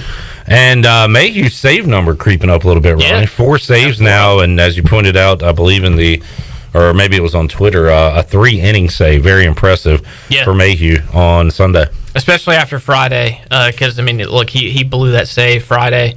I know they don't keep up in college baseball blown saves as a stat, but they were up 2 runs, 9th inning, had him out there to close it out, and the Redbirds got to him, and got some guys on base. He walked 1 guy and gave up a big hit. Was kind of tied it, and they took Mayhew out, put Matt Bridges in. He got out of it really well and took it to extras. But, yeah, that was big for Mayhew. He pitched it against UNCW, too, which was obviously kind of a disaster of a game for the Pirates. I think he gave up 1 run, maybe 1 or 2. So he had a couple outings getting touched up a little bit, and then he was pretty dominant Sunday. So that was, I think, big for him. And, he's been up and down at times this year, and that's going to happen. But he was dead on. Like I said, he was the good Mayhew on Sunday. Seth Caddell goes yard. His was kind of a moonshot, whereas Bryson Worrells was a screamer. Yeah, he crushed it. One thing I don't like about the ECU box score, like for CJ Mayhew, they have save, parentheses, 4th of the year. But for home runs and doubles and stuff, they just put 1, as in they got 1 in this game, like instead of putting the season total. Season number? I need a season total. Okay. What is the season total? For who? Caddell.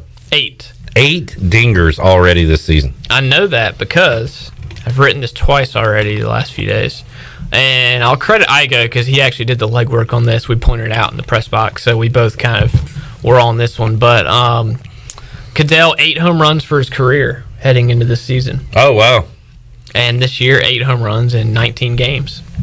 I got all right, let's take a quick break. We'll come back. We'll do another short segment with Ronnie Woodward. We got to get to the big man. I want to take a look at our prop sheet, our preseason props. Okay. Because that home run number reminded me. I want to take a look at where we are. We'll do that when we return on Pirate Radio Live. We're back with you after this.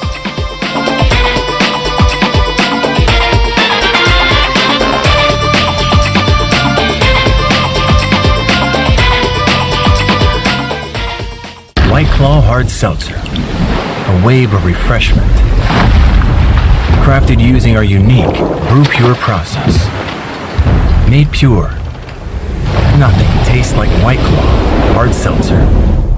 White Claw Hard Seltzer, available in 5 fruit flavors, 2 grams of carbs, gluten-free, and 100 calories. Find it at whiteclaw.com. White Claw Hard Seltzer, nothing tastes quite like it. Proudly distributed by Coastal Beverage. Please drink responsibly. Jersey Mike's Day of Giving is Wednesday, March 31st. That means all sales, all day, all donated. Enjoy a great sub for a great cause and get delivery with our app, Jersey Mike's. Be a sub above. If you can make a difference, you should. At Jersey Mike's, it's this simple philosophy that spurs us to celebrate our month of giving. This March, enjoy a sub and donate to a great local cause. Jersey Mike's. Be a sub above. You've worked hard to start your business and are working even harder to make it successful. That's when it's most important to have a community bank and a local banker in your corner. This is Eric Clark from Select Bank and Trust. Our team of local bankers care about you, our customer, and the communities in which we all live and serve together. As the business and economic conditions of 2020 threw you many curveballs, our team at Select Bank and Trust remains steadfast in being responsive to your ever-changing needs. In 2021, choose Select Bank and Trust. Bank local, bank select, member FDIC.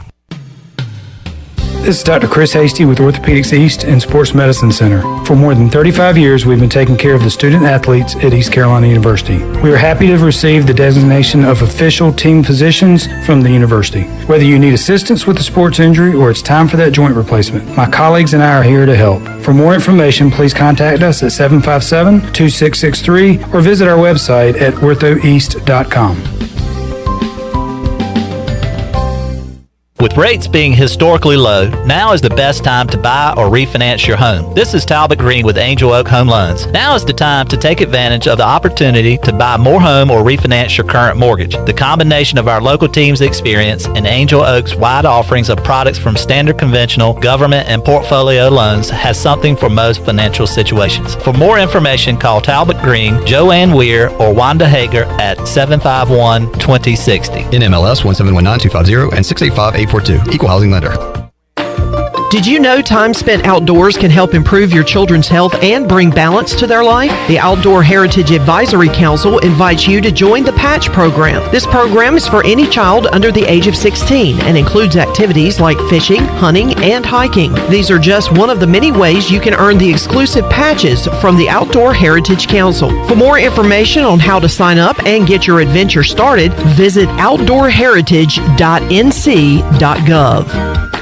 Hey, Eastern North Carolina, this is Miles Minges. And this is Landon Minges with Minges Bottling Group. We are proud to announce that Pepsi is once again the official soft drink of the ECU Pirates. That's right, Miles. Our family's purple and gold roots run deep. From founding members of the Pirate Club, alumni, and even a team physician, our support over the last 60 years has never wavered. We are Pirates. We're excited to be back at ECU and are honored to serve our great customers throughout Eastern North Carolina. Not only is this the birthplace of Pepsi-Cola, this is our home. Cheers, Pirate Nation. I like the sound of that. Support local, drink local, stay safe, and drink Pepsi. At US Cellular, we believe everyone deserves 5G. And we're so confident in our network, we're offering 6 months of free service with 5G included, no extra charge. Plus, 5G is included in all our plans. US Cellular. Taxes, fees, and additional terms apply. See store or uscellular.com for details. This is Brandon Tate, owner and operator of Atlantic Wireless, an authorized agent for US Cellular since 1997. Visit atlanticwireless.com to find a store near you. We go beyond the call. Hey everybody, this is David Glenn, and you're listening to my favorite station in Eastern North Carolina, Pirate Radio, the voice of the Pirate Nation.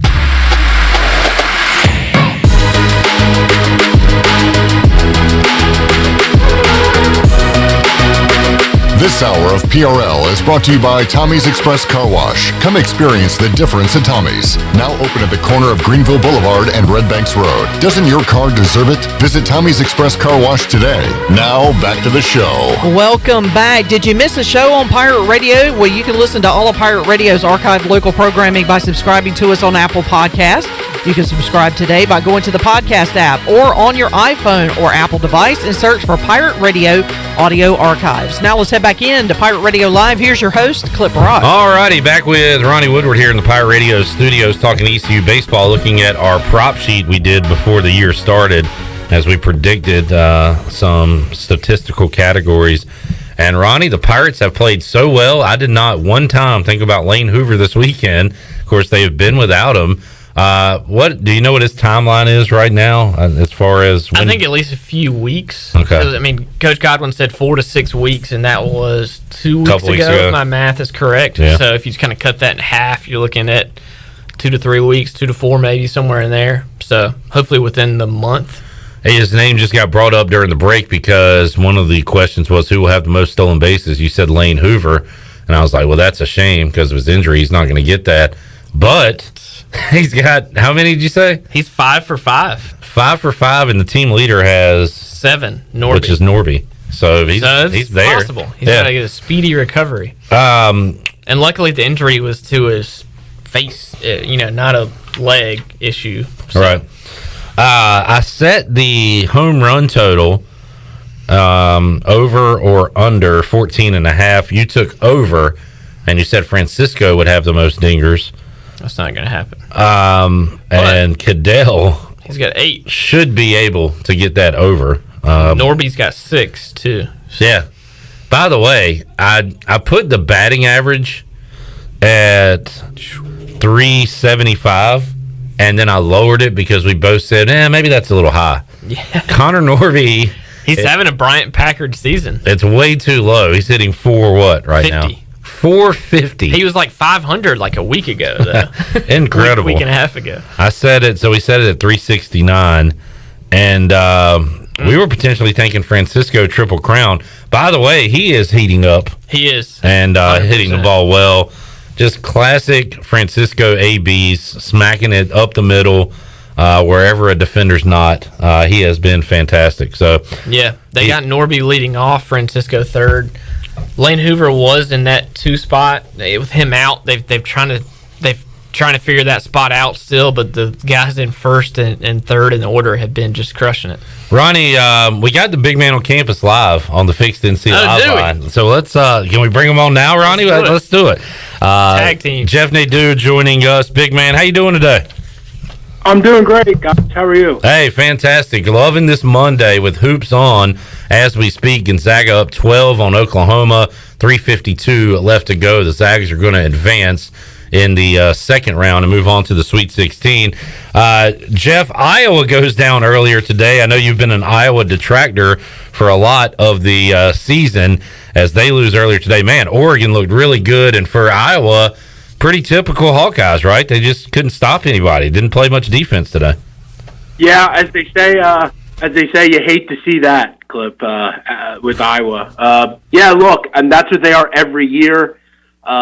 Look, I know they're not going to do it, but I would take a strong look at Fran McCaffrey. I know this isn't, he goes to the tournament every year, but at what point do you say, like, okay, what do we have to show for it? I guess they'll never get rid of him, but, this is his MO.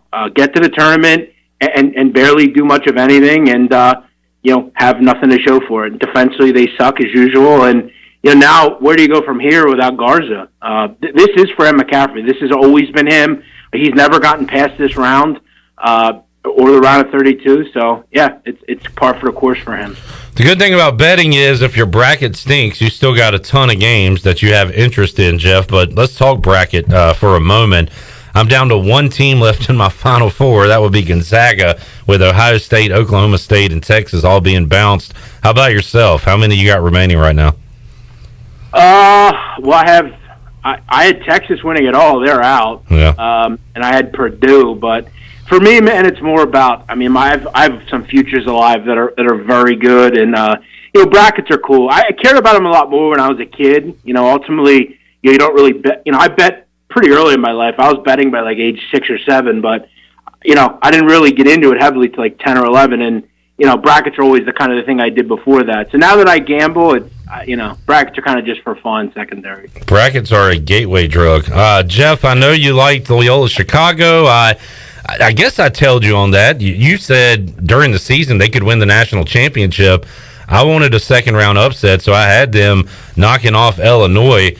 You have them a huge ticket on them to win the championship, right? Do you still think that's a possibility? Yeah, 300 to 1. Yeah, I'm very happy where I'm at right now. I feel like everything's coming up roses. I was hoping to get Oregon State, and we're going to get Oregon State, and then from then on, it's Syracuse or barring we get through this game, it's Syracuse or Houston for a chance to go to the Final Four. And I got to be honest, I like both of those matchups. So yeah, I'm pretty happy with it. I'm not hedging until I get to the Final Four, probably. If that, I might not hedge until if I get to a national championship game, then I'll look to get out of it. But I'm sitting good, Clip, because I have LSU and Alabama on the other side. So I would have loved to have seen Gonzaga go down, or see Gonzaga go down here, so I can get them out of the way. But yeah, I'm sitting pretty with futures, and a perfect match would be Alabama and Loyola. That would be perfect. Yeah, that'd be huge for you. Talking to the BMOC, Jeff Nadu, on the Fixed NC Live line. Let's run down the games coming up, Jeff. Still a nice slate of games for this Monday. Next one up, 5:20, Abilene Christian pulled off the upset against Texas, taking on UCLA, who's already played 2 games and won 2 games in this tournament. The Bruins are a 5-point favorite. Totals at 132.5. Should we run them all down, or do you have interest in certain games tonight? What do you want to do? We can do whatever you want, Clip. You want me to give a little blurb on each? Yeah, let's do a quick hitter, if you will. UCLA, Abilene Christian. Yeah, this one's been bet up from 4.5 to 5.5. Obviously, you agree with the move. You can get 5 at some books. I have a hard time believing in Abilene Christian after one game. I know it was a great win, but Texas didn't do him any favors, turning the ball over 22 times. I mean, all due respect, Clip, you and 4 of the guys could probably stand a game committing the turnovers that many times. So I don't put a lot of stock. It was a great win, and they knocked the team out that I thought would win, but it was just one of those terrible nights for Texas. UCLA presents a much different problem. They're big and strong in the half court. They've got great point guard play, and yeah, I think they have kind of a player that Texas didn't. Johnny Juzang's legit.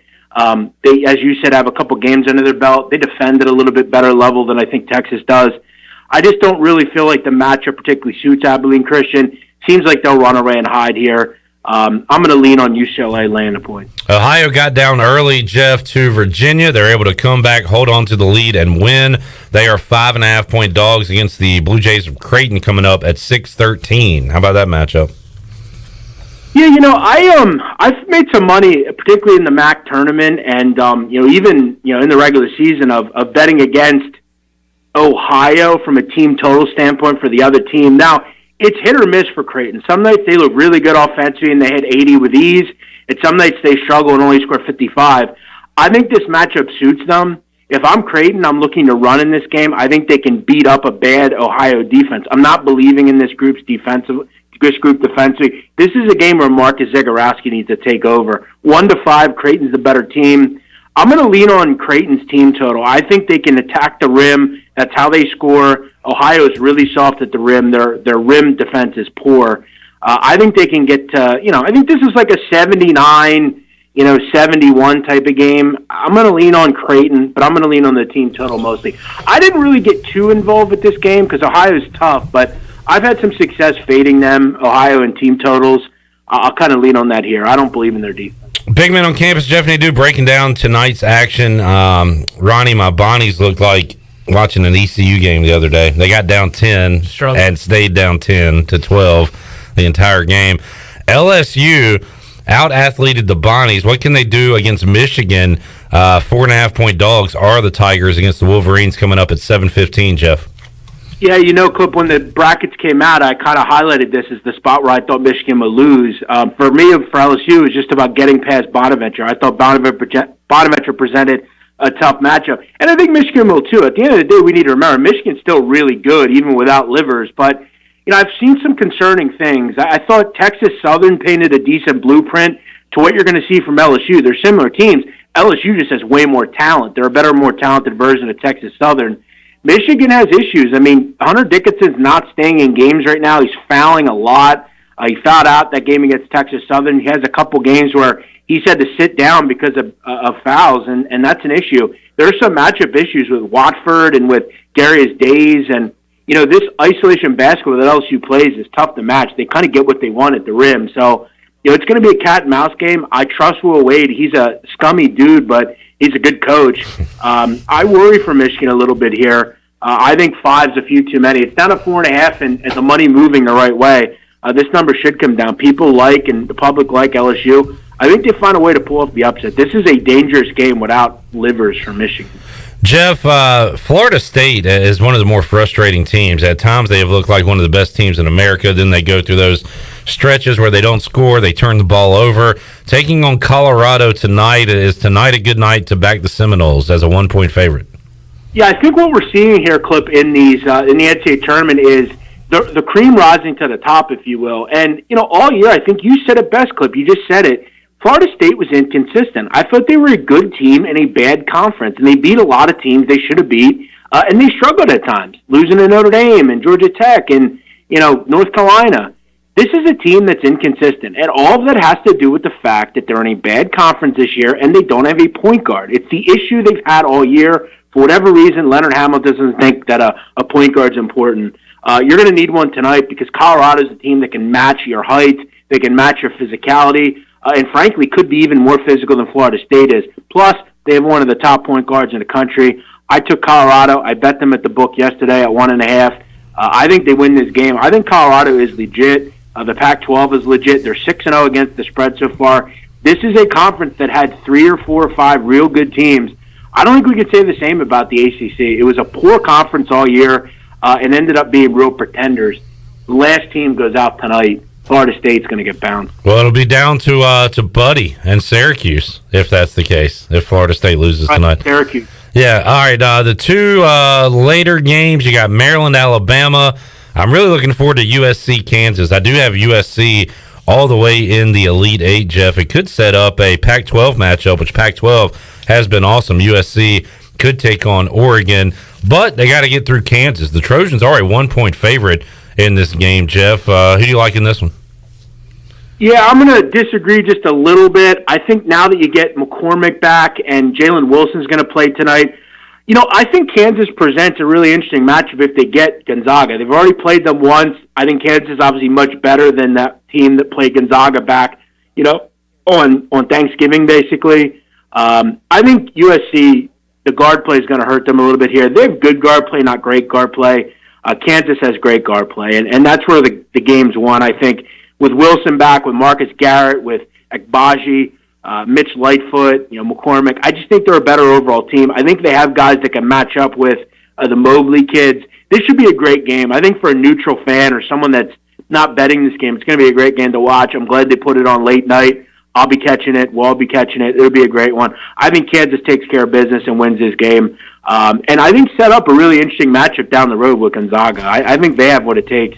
I'll lean on Bill Self or Randy Enfield any day of the week. Is there any games left? There, Maryland. Oh, go ahead.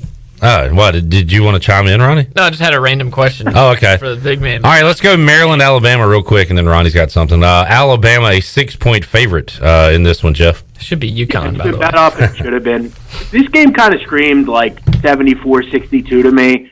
I just think Alabama will wear Maryland down. We see this in the tournament where a team will win a game they shouldn't have won and then kind of get smacked in the second game. I think Alabama's just too strong, too fast, too good. If Alabama just makes their average from the three-point line, they'll win by 10. I wouldn't complicate this. I think this is the one favorite that probably has a pretty nice, easy game here. I'll lean 74-62. Alabama gets the job done. There you go. Ronnie, what you got? All right, Jeff, I know you're an authority on gambling college basketball. You said you're not huge into the brackets, but me and Clip are in a bracket pool with a bunch of people. This doesn't affect me and you personally, Clip, but I know my wife has Oregon, so she was fired up the other night. But here's the basic breakdown of the way the pool works. You get points based on the seed. So each round you get points if your team wins, but you don't fill out a full bracket. You just pick 5 teams. Gonzaga wins, you get 1 point for each time they win. Oklahoma wins 8 points each time. Oral Roberts 15 points. You get the point. You get the number of points based on the seed of the team. But Oregon got 0 for the first round for the COVID walkthrough. Do you agree with that or not? I disagree. Oregon should get 7 points for winning the first round. But in this pool that we're in, which, like I said, my wife was kind of fired up, if you won because your opponent had to forfeit for COVID, you got 0 points. What's your take on that? It's funny that you brought this up because I'm actually in a contest myself right now. It's for 10Gs. It's a website I'm working with, and they have an issue right now with something similar where, I think, the creator of these pools or these contests just has to kind of come to an agreement on something where, like I saw yesterday, like Barstool did a bracket thing where they had a question of that same question. And I think there has to be some sort of chat with the people that are in it and say, look, we're going to avoid, we're going to offer, just points. It's tough because we don't really know how to deal with any of this because it's all new to us and no one really writes this stuff in. Like some of these contests I'm in where like there's law written on like the contest and how it all works, but no one wrote this in because no one thought, we would kind of come to it. So I don't know how to answer that, Ronnie. That's a good question. I would say there should be some sort of points awarded, or maybe just give points to each team, 3 and 3, because we don't know who would have won anyway. But to offer no points, it kind of sucks, especially because Oregon won. But now, was this in the rules beforehand? It was. Then the answer, yeah. I didn't. Okay. He made it clear before the bracket. This is the way this is going to work. I just disagreed because I disagree with it, but if it's in the rules, it's in the rules. But unlike what Big Man was saying, where you only get to pick 5 teams in this pool. Yeah. You don't pick every game. So you get 5 teams and you only get points from those 5. Right. So if you have Oregon, they didn't get to play their game. Yeah. But they advanced. That stinks. Again, it didn't affect me, but I don't know. I just thought it was interesting. Now that you say that, I guess you just have to. Look, speeding shouldn't be illegal, but it is, and there you go. So yeah, it sucks. Should be some sort of you get 2 points apiece if a game's canceled, but yeah, no one really dealt with it because we haven't ever had to do it. Jeff Nadu joining us at Jeff Nadu on Twitter. Big Man, we'll talk to you later on in the week and break down the weekend's action, but really fun to break them down with you today, man. Have a great night, and we will talk to you again later on in the week. Yeah, Clip, real quick, if you got Oklahoma, a flagrant foul with a minute to go is brutal. I've got the Zags minus 15, and I was going crazy during that flagrant foul. So that is a gutless play by Harkless. If they lose because of that, that's brutal. Yeah. Yeah, the teams, I don't know if anything was going to happen, but teams were separated, a little bit of fisticuffs here. That is brutal. You cannot do that. That was I can't say it on the radio. It was whack. Whack. Jeff, thanks, man. We'll talk to you later this week. Thanks, Clip. Good stuff, guys. All right. Enjoyed it. That was fun breaking it down with the big man. It was also fun, Ronnie, watching the end of this game. Yeah. I need the Zags to win. Is that Cy Seymour? I tell you what, that was a tough call. Tough call. That definitely looked like it. So, Zags up 14, had a breakaway. Oh no. Harkless fouls the Zag from behind, and they call an intentional foul. And he goes to the line and hits 1 of 2. And now I guess Gonzaga will get the ball. Teams were separated, I guess. There was a little talking, yo mama, your mom. The issue is they're not going to foul, right? So you got to get a bucket and a stop. Yeah, I need the Zags. I don't know if you're going to get free throws. To win by more than 15. Hack him, foul him. They're not going to foul on purpose, at least. Foul. Like intentionally foul. They might. He's on him, ref. Call it. Call a foul. Wow. Good grief. All right, we got drama going on. Ronnie, we got to take a break and say goodbye to you. All right. I'm going to watch the rest of this game. Yeah, hang out. We just got to get a break in. You can stay as long as you want. We're good. We'll take a timeout, come back. Thanks for joining us. And are you going to the game tomorrow? No, I'll be at football practice. Oh, yeah. Oh, man, we forgot to... We'll talk football in hour 3 when Tony Collins is here. Hear from Mike Houston. And that'll be on the docket for next Monday when Ronnie Woodward joins us again. All right, we'll be back with you on Pirate Radio Live after this.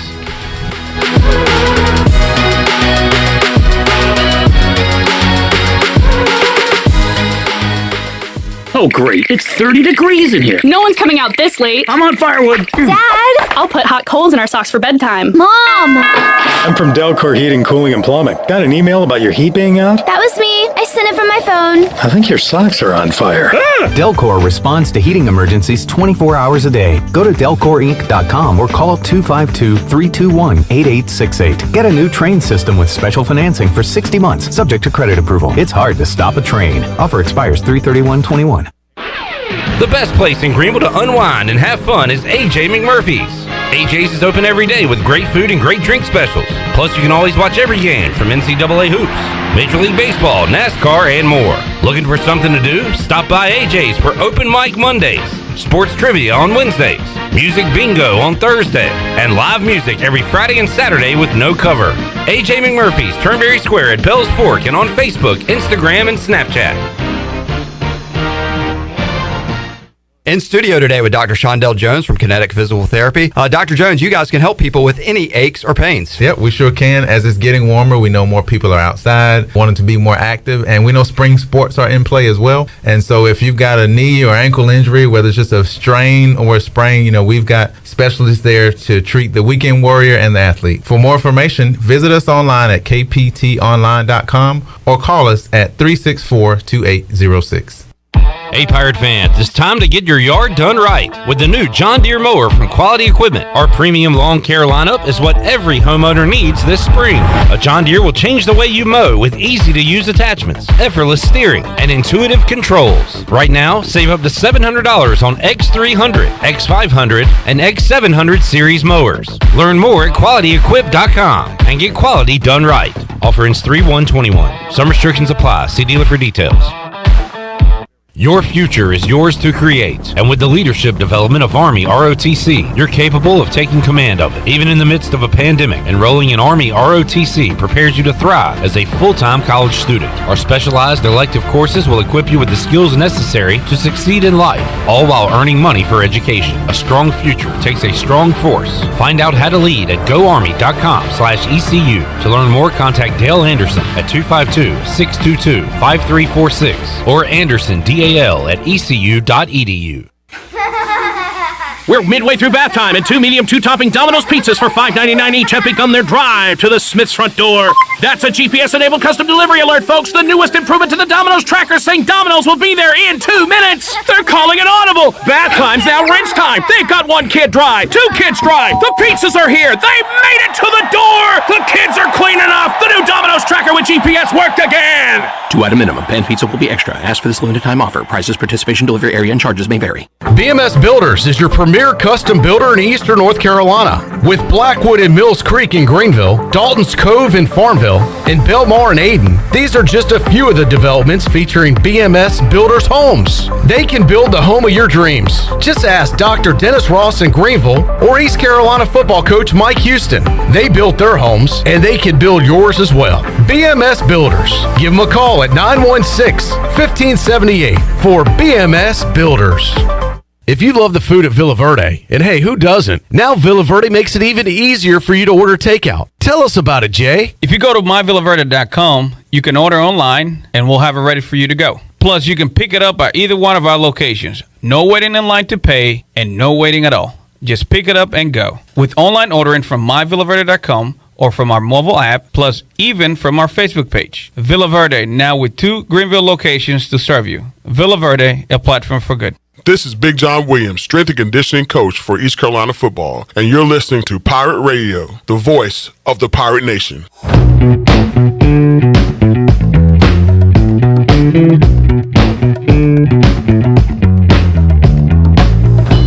This hour of PRL is brought to you by Tommy's Express Car Wash. Come experience the difference at Tommy's. Now open at the corner of Greenville Boulevard and Red Banks Road. Doesn't your car deserve it? Visit Tommy's Express Car Wash today. Now back to the show. Welcome back. And not only can you catch Pirate Radio Live on Facebook Live, you can also catch it on YouTube Live.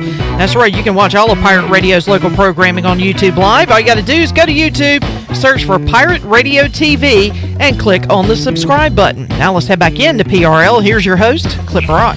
All right, what a finish in the Gonzaga game. Well, the game was out of reach, 87-71, but I didn't care, but apparently you did, because that was a whole lot of hollering in there. For spread purposes, that was a great finish. I jumped into Chandler's arms. One Shining Moment was playing. It was quite a moment. in the Pirate Radio studios. Zags win. They beat Oklahoma 87-71, and they will play the winner of the Ohio-Creighton game, which is coming up. Next game on the docket is Abilene Christian taking on UCLA. That'll be 5:15 on TBS, so we'll be keeping an eye on that one during our third hour of today's show. One other score from today: Oregon 95, Iowa 80, as the Ducks put it on the Hawkeyes earlier today. Once again, just looking at the games coming up: Abilene Christian, UCLA at 5:15. At 6:10, it'll be Ohio and Creighton. 7:10, LSU and Michigan. I'm with Big Man. I kind of like the Tigers in this game tonight. Colorado, Florida State. Big Man talking me off the Seminoles and onto the Buffaloes. Shane, you like the Buffaloes tonight too, right? Yes. You going Buffs? Okay. I might ride with you guys. Alabama taking on Maryland at 8:45. And then at 9:40, it'll be USC and Kansas. I'll probably just go with my gut, my bracket there, even though Big Man likes Kansas. I think I'm going to stick with the Trojans and ride with them and see how far they can take me. All right, we got Tony Collins coming up in hour 3. We've got some Mike Houston audio to get to. Well, let's tie a bow on the ECU baseball talk and hear from Cliff Godwin shortly after the win on Sunday. He talked about Bryson Worrell, who just hit a rocket shot on Sunday. It was great to see that. Still has that average way below where you'd think it would, but he's getting some good at-bats. He's going to turn it on. Cliff Godwin talked about his season thus far and what Bryson's going through. Look, obviously everyone had high expectations, just like Bryson has of himself. I thought that the first weekend he hit 3 balls that would have been home runs, and if they'd have gone out and the wind hadn't been blowing in, then I think he would have felt better about himself. And I told him the other night, and this was after the Friday game, that whenever he decides that when he lines out he can be in a good mood, then he'll be the player that we want him to be and that we know he can be. And I think his at-bats have been better the past 3 weeks, but he still hasn't had as much to show for it, but he's been a lot more consistent for us. And look, Bryson's super talented, and as some of our guys have gone through pitching, hitting, whatever, we want them to be all clicking on all cylinders at the end of the season. So we just got to keep our head above water if we're struggling in an area, whether it's a hitter or a pitcher. Like Smitty and Cooch haven't pitched to their ability. They'll be better down at the back end, so we'd rather have them great at the back end than the front end. Pretty neat, awesome that this team is 16-3 right now, and you've got so many guys that have not played their best baseball. In fact, that was brought up to ECU catcher Seth Caddell, who might be playing his best baseball. He is pounding it right now, the Pirate catcher is, and he was asked about that. Despite the record, do you still feel the team can play better? Yeah, it's not easy to win college baseball games, and being 16-3 is good, but that's not where we want to be at. We want to be number one, so we still got to work hard and be tougher as we were the last 2 days. I thought we were really tough, especially at the plate, so we just got to continue to work on that. And also talked about how ECU wins in different ways. They won a lower scoring game on Friday, took extra innings to get there and win. And then on Saturday and Sunday, used the bats to win, scoring 11 runs in each of those games. And Seth Caddell spoke on that. Yeah, I thought we did a really good job. We stuck to the plan, and hey, if you didn't get a pitch you wanted for, just take it and get to the next one, because that pitch that we're sitting on is going to come. So I felt the last 2 days was a lot better, and then we got to their bullpen early yesterday, and then even today, down 3, it honestly didn't feel like it phased us. We just went right back up there and got some runs, back 4 in the first. So just staying tough with our approach, and that's it. And if you don't get your pitch that you're looking for, oh well, you'll get it again. So Pirate catcher Seth Caddell, 8 dingers already in this 2021 season. Pirates taking on North Carolina coming up on Tuesday. We'll talk about that one with Aaron Fitt. He'll join Troy D and I coming up on Tuesday's edition of Pirate Radio Live. The Bud Light ECU report brought to you by Bud Light, who reminds Pirate fans to always stay in the game and drink responsibly. Bud Light, the official beer of the ECU Pirates, and proudly distributed by Carolina Eagle Distributing since 1989. We've got some football talk coming up on the Bud Light ECU report in hour 3 of today's show, when Touchdown Tony Collins joins me inside the Pirate Radio studios. That's on the way. We'll be back with more of Pirate Radio Live when we return after this.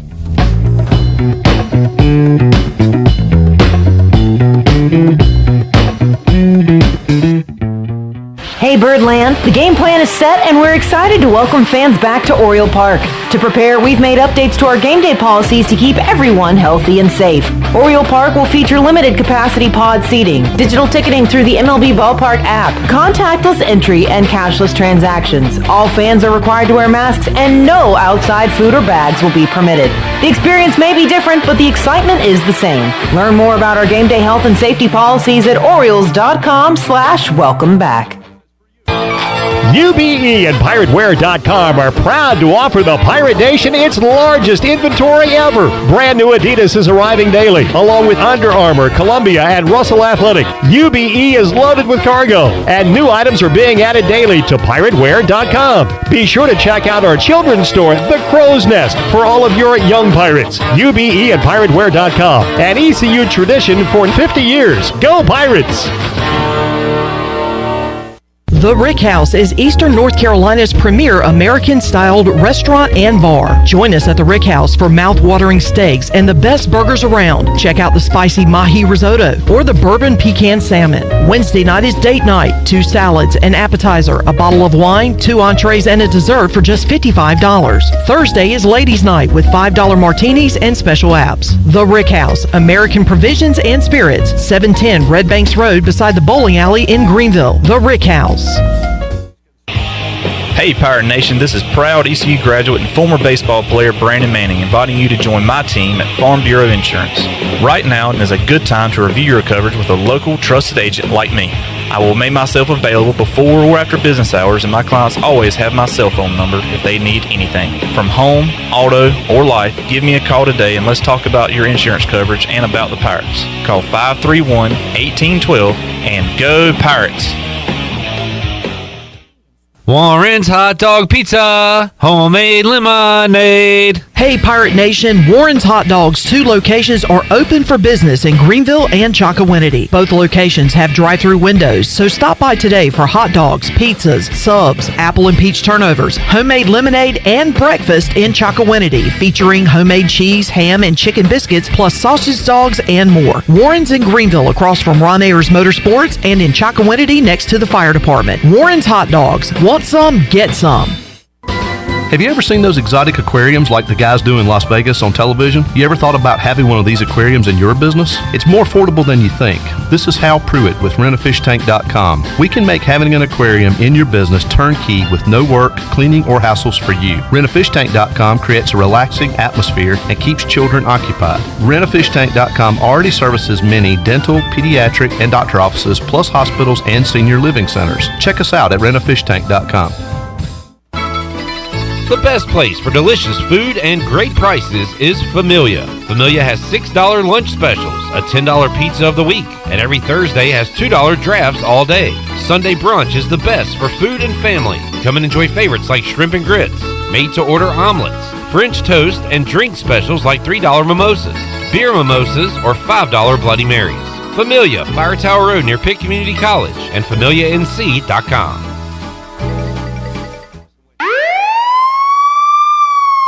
Been pulled over for speeding and written a ticket? Then you need to call O'Neill's Speedometer Service in Greenville. O'Neill's can calibrate all vehicles for speeding tickets. All-wheel drives, no problem. 18-wheelers, no problem. Motorcycles, no problem. O'Neill's can also repair instrument gauges that have stopped working. Whether you drive a Ford or GMC, Greenville's trusted speedometer shop for over 30 years is O'Neill's. Call today for repairs or calibration work at 756-5050. O'Neill's Speedometer Service. Go Pirates! This is Pirate Radio, WGHB Farmville, 1250 and 92.7 FM Greenville, WDLX Washington, 930 and 104.1 FM Washington.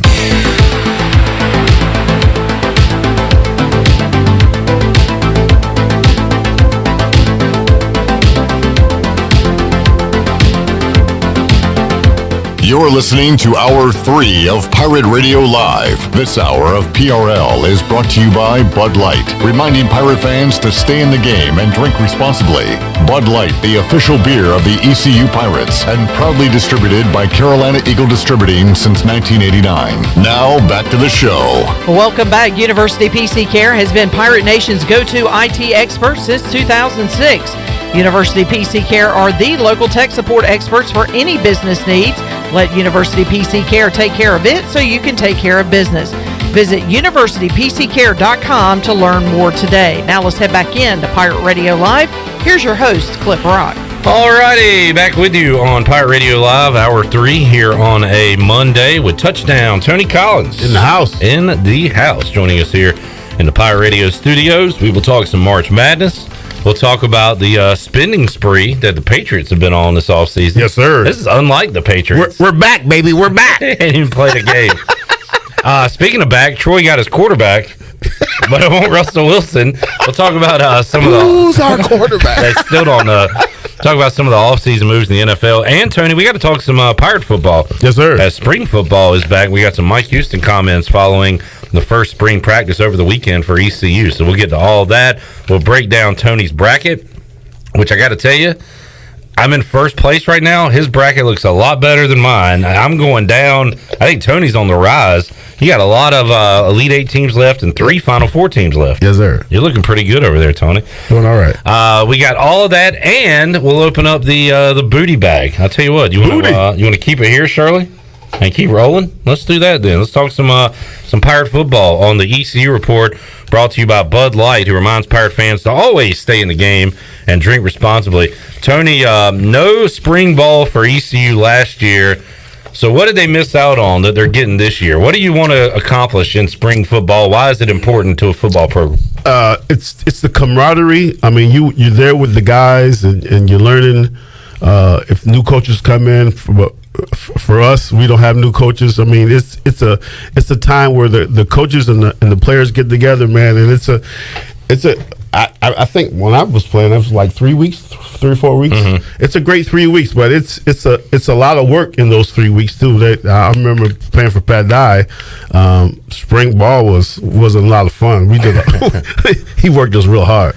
Well, and you mentioned new coaches. So yeah, Mike Houston's been here all along, but last year was the first year of the new defensive coordinator. Right. And Blake Harrell finally has been able to get out on the field with his guys and have a full spring. I got to imagine they can implement a lot more this year than they could in year one. And for last year, the defense played well. I thought so too. Yeah, they played well last year. Yeah. So I mean, I'm looking forward to a great season this year, man.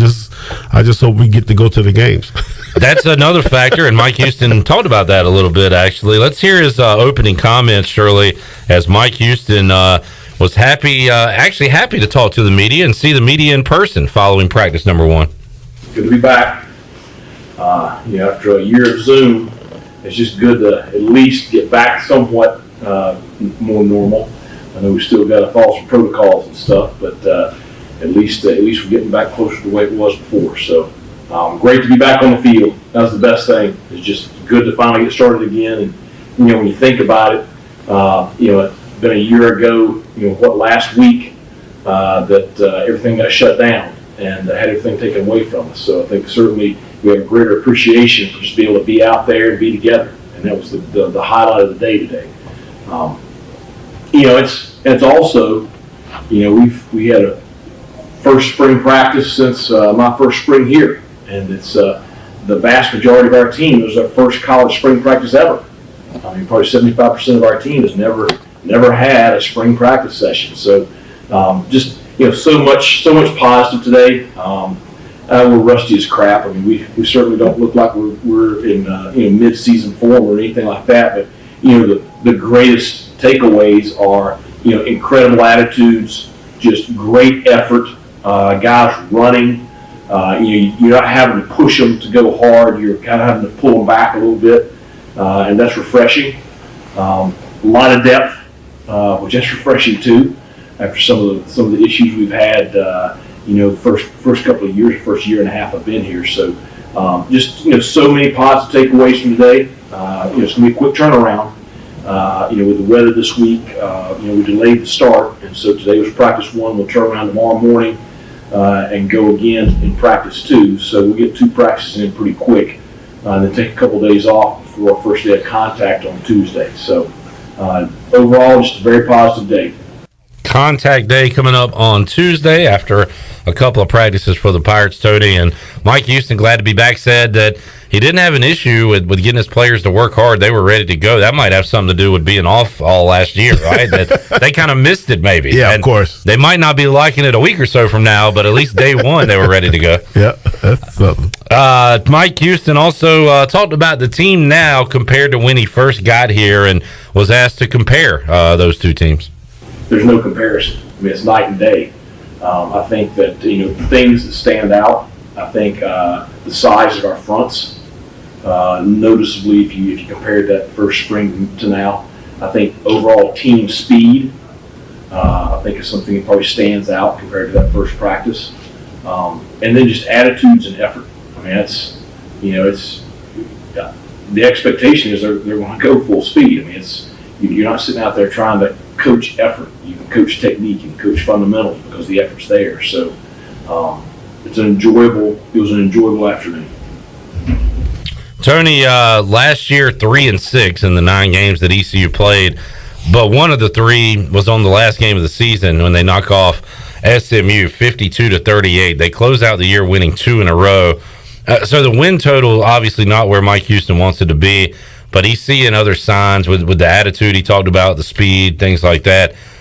Have you seen enough to see that it's going in the direction it needs to be going in? You can see the effort on the field, man. I mean, one of the games, I forget the game that they stole from us. What game was that? Tulsa. The Tulsa game. Yeah. I mean, those guys are playing good football. The last 5 games of the season, win or lose, they played well. You know what I mean? The defense played well, offense played well, and I'm thinking, man, very optimistic about this upcoming season. I think it's going to be pretty good for us. Tough schedule with South Carolina, App State, Marshall, and teams like that on the schedule. But if they play the way they did the last 2 weeks, especially in that win over SMU, where everything was going right for the Pirates in the first half, they're going to win some ball games and get closer, creep up to that bowl eligibility, which we have not been to, Tony. 2014, the last season ECU went to a bowl game. Time, man. Be nice to go to a bowl game next year, wouldn't it? Tony can finally shave his beard. His face will feel better. Everything will be great. I tell you, Tony, I'm not a huge bowl fan like that, but you don't know what you got until it's gone, and it's gone. And I miss it. It's been gone for a long time, man. I'll take Beef O'Brady's. I'll take Gallery Furniture.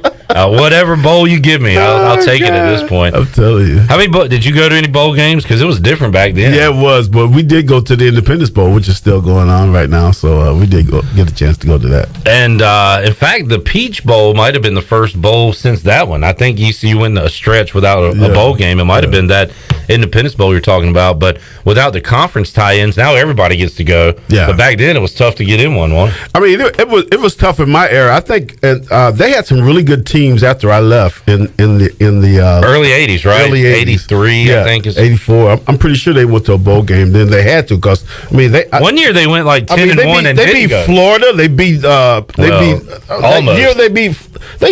Not Florida. They beat Miami. Mm-hmm. And it beat another team, another SEC team, I believe, in that year or something. I can't remember who it was, but their record was maybe like 8-3 or 9-2 or something like that.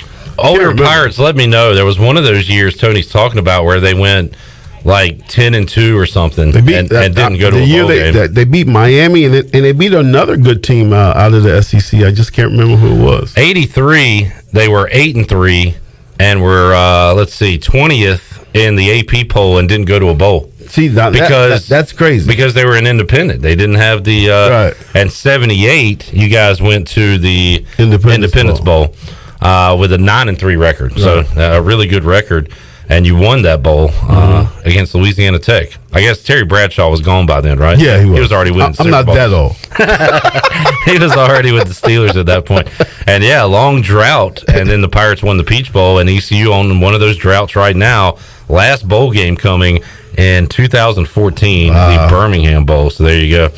All right, Mike Houston gave his thoughts on the defense heading into the spring. Blake Harrell, year 2, but his first year, he's able to practice with his defense during spring ball.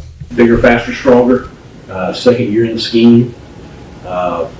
those guys that were true freshmen playing last year, they're not freshmen anymore. Confidence. I think some continuity with the staff. Attitude. I anticipate on Tuesday that I'm not going to have to worry about the physicality aspect. So I just think there's so many things. I think that bunch is going to play with edge, and so it's going to be exciting to watch.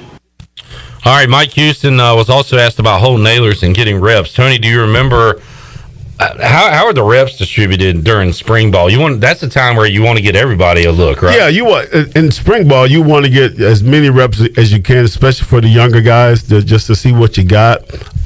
First stringers, I mean, they'll do their reps for timing wise, but I'm pretty sure they're not doing anything crazy with Colt right now. They don't want no injuries or nothing going on with him. You know? Yeah, a time to look at the younger guys, and also for the say third, fourth stringers, maybe even second stringers. You're also maybe starting to build a depth chart too. You want to see what you got behind the starters. He was asked about holding nailers and would he get most of the reps in the spring, or how would that be determined at quarterback? Cut for Charlie. Well, I mean, obviously there's going to be more guys than Holton to get reps in the first unit. But, let's talk about him first. I mean, he is in the best physical shape that I've seen him. He's slimmed down some. He's really worked on his flexibility. He's more explosive. He's faster. I mean, he has noticeably improved his body and his athleticism since the fall. It was something that we talked about with Big John and Donnie and Holton. This is what he needs to do, and he's worked his tail off. And so it's great to have a guy like that. A veteran that we all. I was about to say I believe in, but I think we all believe in. He's the leader of our team. He's the leader of our offense. But you got four other guys. We need to get reps, and so Holton will get his reps and he'll get his work. But I think it's very important that we really develop those other guys, and so they'll get a lot of work. All right, there is Mike Houston, really happy with what Holton Ahlers has done during the conditioning portion of the offseason. Ahlers last year, 18 touchdowns, 9 picks. And a good sign for ECU, he did not lead the team in rushing. We actually had some running backs helping him out with Rajay Harris and Keaton Mitchell. But Ahlers there, Tony, you hear Coach Houston talk about him, trimming down a little bit and getting more fit. And what could that mean for an ECU offense and for Holton Ahlers? I mean, that could be very explosive. I think what's really good to look at now, I think we finally may have a rushing offense. Yeah, and that's going to help Holton a whole lot too, as well. You know what I mean? When you got a team that can run the ball and throw the ball, the defense, you got to keep them off guard. So, I think for him slimming down and what he's saying, what he's doing with his body, it's nothing but the stars for him right now, man. We'll see what happens. Looking forward to another year of Holton Ahlers. Looking forward to seeing what Mason Garcia can do to grow and get better during this offseason as well. And finally, Mike Houston was asked about how important it is to get fans excited. It's been a while since a lot of people have seen this team play live at Dowdy-Ficklin Stadium. How important is it to get them excited this offseason, get some fans at the spring game, and sell some tickets to some games this fall? That's one of the home field advantage things we have here is our fan base. And so it's kind of like the spring game. We're going to be able to have 15,000 at minimum at the spring game with the current capacity requirements or capacity allowances by the state of North Carolina. So that's exciting. I hope that we meet that capacity for the spring game. Our home opener, we all know who we have for our home opener, and certainly that could be a huge ball game for our program. So I hope we have 51,000 in the stadium for our home opener, because there would be nothing better than to see it rocking that Saturday night in September. So I think it's critical that season tickets will do a great job with that, and our fan base kind of rallies behind this group, because I think we're going to be an exciting bunch to watch. All right, Mike Houston there, and Tony, I think it's going to be as many people that can get to Dowdy-Ficklin Stadium for the spring game that the government will allow. I think that many people will be there because they're going to be excited to see this team for the first time. And we haven't seen football in a long time around here. I mean, I might even go to the spring game. I was going to say maybe even Tony Collins, Mr. Big Time, would show up. I don't know though. Now that you've gone viral, I was surprised you even showed up here. Thank you for looking out for the little people. Whatever, man. We got to talk about that with Tony Collins too. Let's get a break in. We'll come back. We'll talk about Tony's viral video. Although he's not the star, his granddaughter is the star. But that's really neat. It's making the rounds and a feel good moment. And we'll talk about that. We'll break down Tony's bracket. We got UCLA and Abilene Christian. Abilene, let's go Abilene. And Abilene going to try to get started. They get fouled on a 3, so they'll get a chance to take the lead on UCLA. We'll talk about that and more when we return on Pirate Radio Live after this.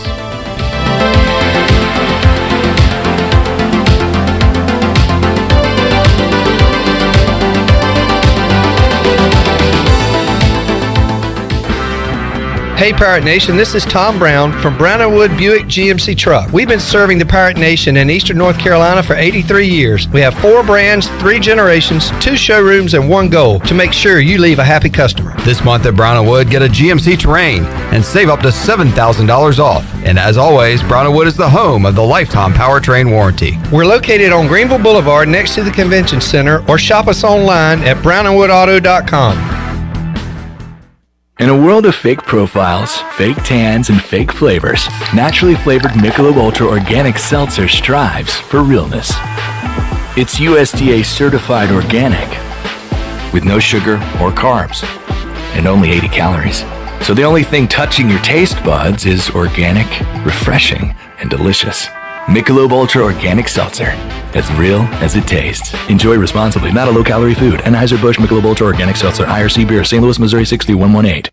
If you are push mowing your yard using an inefficient lawn tractor, or your current zero-turn spends more time in the shop than mowing your grass, it's time you look at a Hustler zero-turn lawnmower. Residential mowers from Hustler are built like tanks and drive like sports cars. All Hustler mowers have fabricated, welded steel decks. Don't settle on cheap units with flimsy stamped decks from big box stores. Come see Ronnie's Motorsports. It will guide you to the right mower for your property and your budget. Find us at Ronnie's Motorsports, Highway 11 north of the airport in Greenville.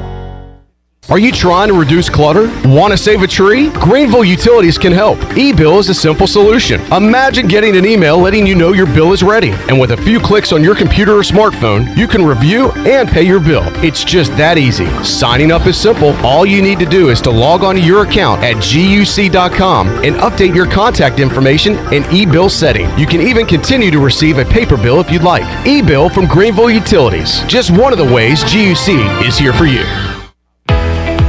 If you wake up in the morning with a backache, feeling more tired than you did when you went to bed, you probably need a new mattress. And the best place to get that mattress is Factory Mattress. Hi, I'm Kirk Smith, General Manager. For more than 40 years, Factory Mattress has been Greenville and Wilson's local mattress dealer. We guarantee the lowest price on the area's best selection with over 50 models to choose from. No seconds or overruns. Factory Mattress offers only first quality direct from the manufacturer. Sealy Posturepedic, Beauty Rest, Stearns & Foster, and Tempur-Pedic. The most highly trained sales associates with over 60 years of combined experience. Same as cash financing with zero interest up to 48 months and free local delivery. Face it, to have a good day, you've got to have a good night. So sleep better knowing you saved money at Factory Mattress, locally owned on Greenville Boulevard in Greenville, on Forest Hills Road in Wilson, on the web at factorymattressusa.com, and a proud member of Pirates Supporting Pirates. It's bow time. There's something special about the first bite of a Bojangles Cajun Filet biscuit, like an edible alarm clock that slaps you awake with bold Cajun flavor. The moment you sink your teeth into that soft, fluffy, made-from-scratch biscuit, then strike gold with a juicy piece of fried chicken, you'll know. Nothing beats the first bite, except the second first bite. Get a Cajun Filet biscuit combo for just $4.99. It's bow time. BMS Builders is your premier custom builder in Eastern North Carolina. With Blackwood and Mills Creek in Greenville, Dalton's Cove in Farmville, and Belmar and Ayden, these are just a few of the developments featuring BMS Builders homes. They can build the home of your dreams. Just ask Dr. Dennis Ross in Greenville or East Carolina football coach Mike Houston. They built their homes, and they can build yours as well. BMS Builders. Give them a call at 916-1578 for BMS Builders. Pirate Radio. ECU Pirates. Can't nobody do what we do. You know. That's right. All right then. Yeah! The voice of the Pirate Nation.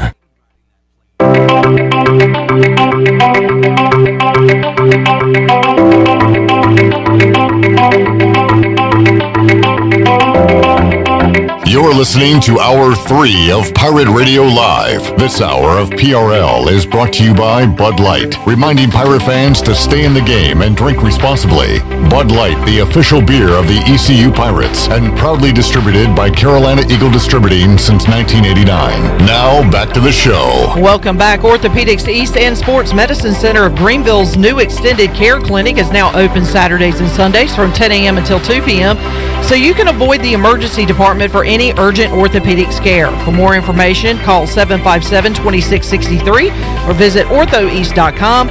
Orthopedics East, providing services to Eastern North Carolina and the Pirate Nation for more than 35 years. Now let's head back into Pirate Radio Live. Here's your host, Clip Brock. All right, thank you, Shirley Rhodes. We got NCAA basketball going on. Coming up tonight at 7 o'clock, our live coverage of the NCAA tournament will resume at 6 o'clock. The Pirate Radio podcast on the way. Jeff Charles and Coach Mac McCarthy, the Pirate Radio podcast, presented by White Claw Hard Seltzer.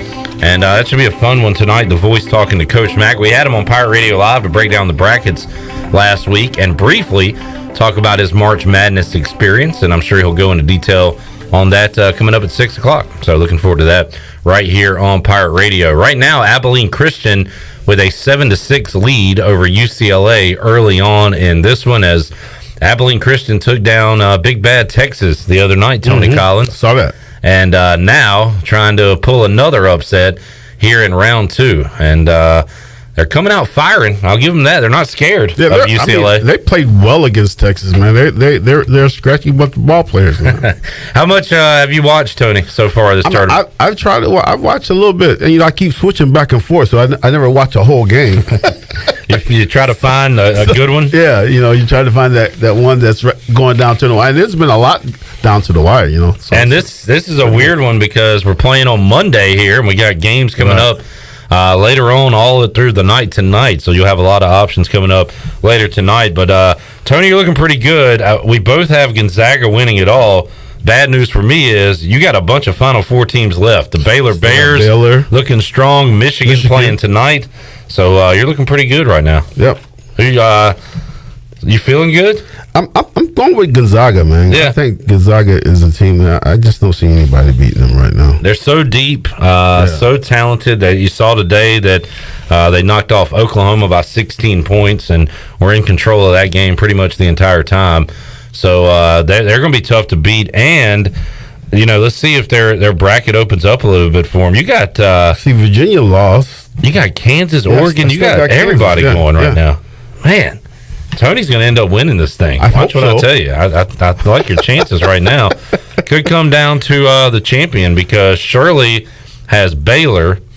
We had a few people have Iowa. They're gone. We had a few people take Illinois. They're gone. I don't know if anybody else has anybody other than Gonzaga and Baylor to win it all. So maybe a Michigan out there. I don't know, but it's going to come down to the championship. I'll look through as far as who wins other than Gonzaga. Who are the champions other than Gonzaga and Baylor still alive? Still alive. I was getting ready to say because Bryce Williams did have West Virginia. Michigan is still alive. But did anybody pick them? I don't think so. Hold on one second. Bryce Williams had West Virginia. Bryce is in last right now, Tony. Yeah. Igo had Illinois. Yeah, Illinois is gone. Chandler and Ellerbe had Iowa. Yep. They're gone. Houston. Tully Ryan has Houston we winning got Houston. They're still alive down there. Iowa. Yeah, you had that in there. Hang on one second. And their path opens up a little bit with West Virginia gone. Okay, West has got Gonzaga. Yeah, that's the only other one is Houston. So Baylor for Shirley, Houston for Tully, and Tony Collins with Gonzaga with those 3 Final Four teams. Looking like the strong contenders right now. All right, Tony, you tell us the behind-the-scenes deal with your viral video. So you're ironically in the shirt that I'm wearing right now, I believe, in the video. Yeah. And you're saying bye to your granddaughter. Yeah, she had came up for the weekend, and I mean, we have a real good connection with me and her because we FaceTime almost every day. Wow, that's awesome, man. So she was getting ready to leave, and we have this thing where we kiss goodbye and we catch the kisses. Yeah. And so my daughter recorded it. She didn't know she was going to do that at the end. She started crying when she was getting ready to pull out of the driveway. So and then it just took off, man. Everybody. You said like "see you soon," and she said "see you soon," and then she kind of made a frown and what did she say? Like, I hope I see him. And look, Tony, we say that when you leave the door. I hope I see Tony again. But it was such a sweet moment, but how did it get to where it is now, all over the place? She put it on TikTok, man, and she got like 50 million views or something. And Inside Edition did a thing on it. CBS News, ABC News did something on it. It's in like their feel good stories. And so I had started TikTok about 3 weeks ago. And so, and I had like 50 followers. Mm-hmm. And so today I have 23,000 followers. What do you do on it? No, have you made any videos? Yeah, I made some videos. Oh, okay. 23,000. That's awesome. Tony is a TikToker now. That's crazy. You're an influencer, Tony. Yeah, man. Thanks for. Go ahead, Shannon. The page in itself is popular. I went to the Cammie's page, and I guess it's ran by your daughter. Yeah. And a lot of the videos are getting thousands and thousands of likes. Yeah, she's doing really good on it. Yeah, and they're awesome videos. So I mean, if you get a chance, go to the Cammie's page. What's the name of what's the handle on it? I think it's Cammie Fro. I think it's something like that. Cammie Fro or something like that. Yeah, there's a lot more cute videos like that on that page. Yeah, she's gonna be our little movie star. That's really cool. And I know Troy has talked about her big personality. Yeah, she definitely has a personality. How old is she? She's only 2. She'll be 3 in July. Oh wow, that's crazy. She's more famous than her NFL running back grandfather already. That's the way it works these days, right? That's too funny. It's a good thing, man. Has anybody no, the thing I was offended by is everybody was like, "Oh, the sweet girl" and everything, and then look at this grandpa over here. Nobody said, "Look at Tony Collins, Anthony Collins." They didn't know who I was. Former Patriot running back. Let's show some respect to the man.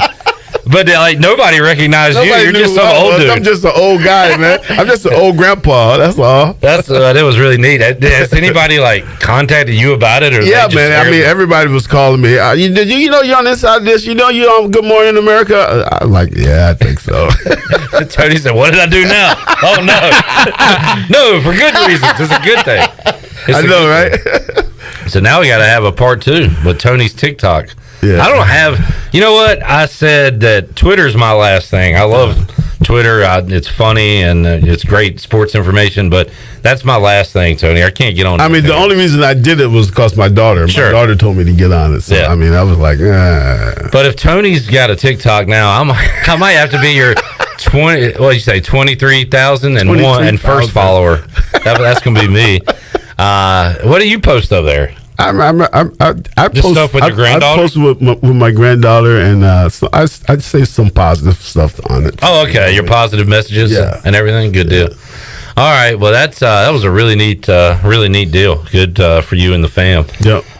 Shirley, I tell you what. We'll talk some NFL coming up later on this hour, but right now we need to open up the booty bag. Booty, booty, booty, booty everywhere. Booty, booty, booty, booty, booty everywhere. All right, let's make you a winner on this Monday, 317-1250. Shirley, brand new week, so the booty bag is stacked. What do you want to give away today?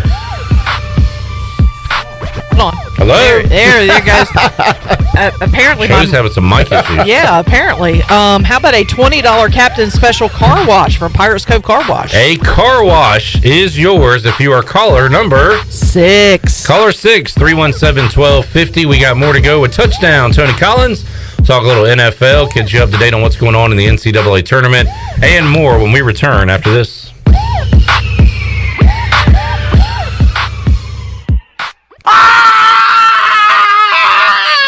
the heck was that? There goes Chuck from Naughty Dog again, so pumped about the awesome things at Naughty Dog, he runs around town screaming with excitement. Naughty Dog releases 2 to 3 beers every month, has food trucks every Friday and Saturday, wine specials every Wednesday, plenty of indoor and outdoor space to enjoy, beers to go with curbside pickup, and just launched the new Koozie Club. Be sure to ask about that on your next visit. Naughty Dog Brewing Company on Main Street in downtown Winterville, and be sure to follow Naughty Dog on Facebook and Instagram. In studio with Dr. Shondell Jones from Kinetic Physical Therapy. Dr. Jones, you guys are expanding and growing. Yeah, we sure are. One of the things that a lot of people don't know is that we actually have a pediatric practice as well. It's called Kinetic Pediatric Therapy. We've got speech, physical, and occupational therapy there just for kids. If you're concerned about your child's development or just want to make sure they're on track, you can bring them in for a screen. If they need evaluation, we're able to do that and help them continue to develop. For more information, you can visit us at kptkids.com or give us a call, 689-6043. You know, texting while driving is dangerous. That's not new information. Yet most people admit to doing it anyway. Drivers are 23 times more likely to be involved in a car accident while texting. Know the facts and wait to text. The danger is real and it applies to you. Auto Owners Insurance, the no problem people. Information provided by Virginia Tech Transportation Institute. This is Jeff Gibson with Town Insurance in Greenville. Call me today at 756-8300. Go Pirates! North Carolina State Parks is proud to announce that they have partnered with the Hometown Strong program. Our visitor centers are now equipped with public Wi-Fi to help kids with school. Remote learning has become a critical public health measure in maintaining social distance and continuing to educate our young people. Take advantage of Wi-Fi and a hike at Goose Creek State Park or a day trip to the beach and access remote learning at Fort Macon State Park. For more information, visit hometownstrong.nc.gov. There's no better time to drive away with a quality pre-owned car, truck, or SUV from Greenville Auto World. Greenville Auto World is your authorized rough country dealer. We specialize in lift and leveling kits along with custom wheel packages. Whether you're looking for ground clearance or enhancing the appearance of your vehicle, trust our team for your off-road experience. Greenville Auto World, 3840 South Charles Boulevard across from Hardee's at Bell's Fork, or online at greenvilleautoworld.net. Hey Pirate Nation, Big Ed Watkins here. As a former ECU football player, America's Gas Man, 3-time NASCAR champion, and 3-time Daytona 500 champion, I know what it takes to win. I also know what it takes to make folks happy on the water. When I'm not at the track, I'm making deals at the hottest boat dealership in North Carolina.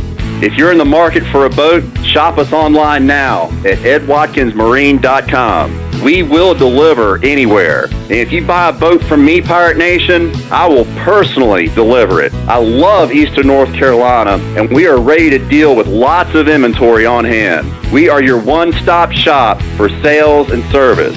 Get on the water now with the help of Ed Watkins Marine, and go Pirates.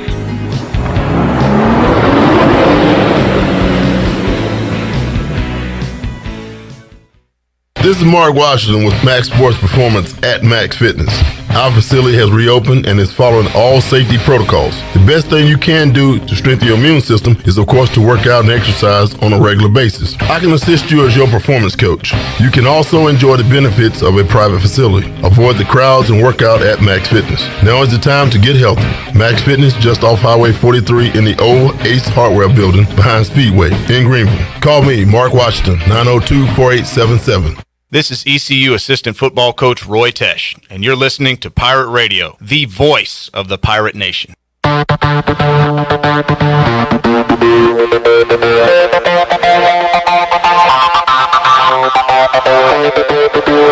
You're listening to Hour 3 of Pirate Radio Live. This hour of PRL is brought to you by Bud Light, reminding Pirate fans to stay in the game and drink responsibly.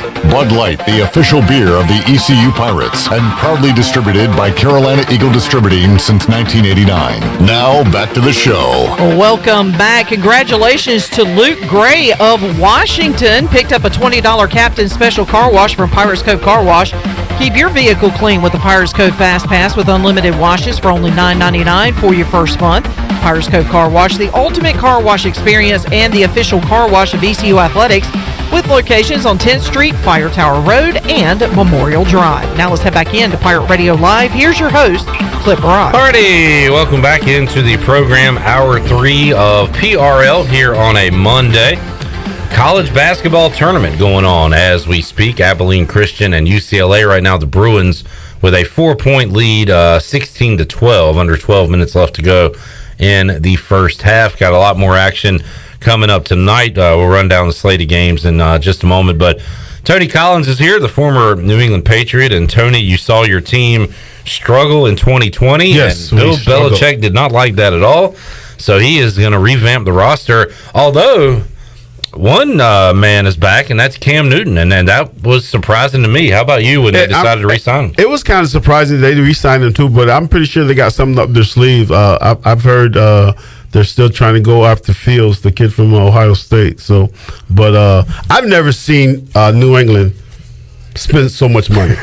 I've never seen him do this during the off season. So that's a good sign because we need the players that they went out and got. So one reason you can go get those players is Cam Newton, 1 year, $5 million. That's nothing for a quarterback. Right. So that's a value play right there. But then they go out and get a ton of help for Cam Newton. And let's start at the tight end position. Jonnu Smith and Hunter Henry, both two really good tight ends, Tony. And the Patriots at their best have been a tight end oriented offense, right? Absolutely. And I think that's something that they've been missing, of course, since Gronk. But you still got to put it all together again. But I think the best guy to do it is Belichick. He's the one that can put these guys together, and I'm looking for a good season. I think what they've done in the offseason is pretty good, so we'll just wait and see. It's only been 1 year, Tony, but I'm ready to go ahead and say that the AFC East belongs to the Bills now. Are you? Now you look at me like you want to punch me in the face, but I know it's going to be tough for you to agree with. Now, but let me tell you something. Last year was a crazy year, of course. We missed like 3 or 4 players on defense that didn't even play. Opted out. Yeah, that didn't even play at all.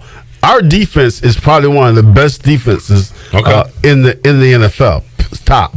Okay, so once we get that together again, I'm pretty sure, man, Buffalo's going to have a hard time with us next year. I'm going to tell you right now.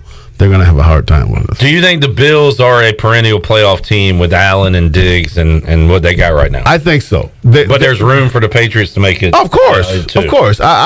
They could be 1 and 2 in that division. Yeah. Because don't get me wrong. I think the Miami Dolphins is going to have a pretty good football team as well this year. So we'll see what happens. You like Tua? I do like him. I think the kid has a lot of ability, and another thing, I think their defense is going to be pretty good as well next year.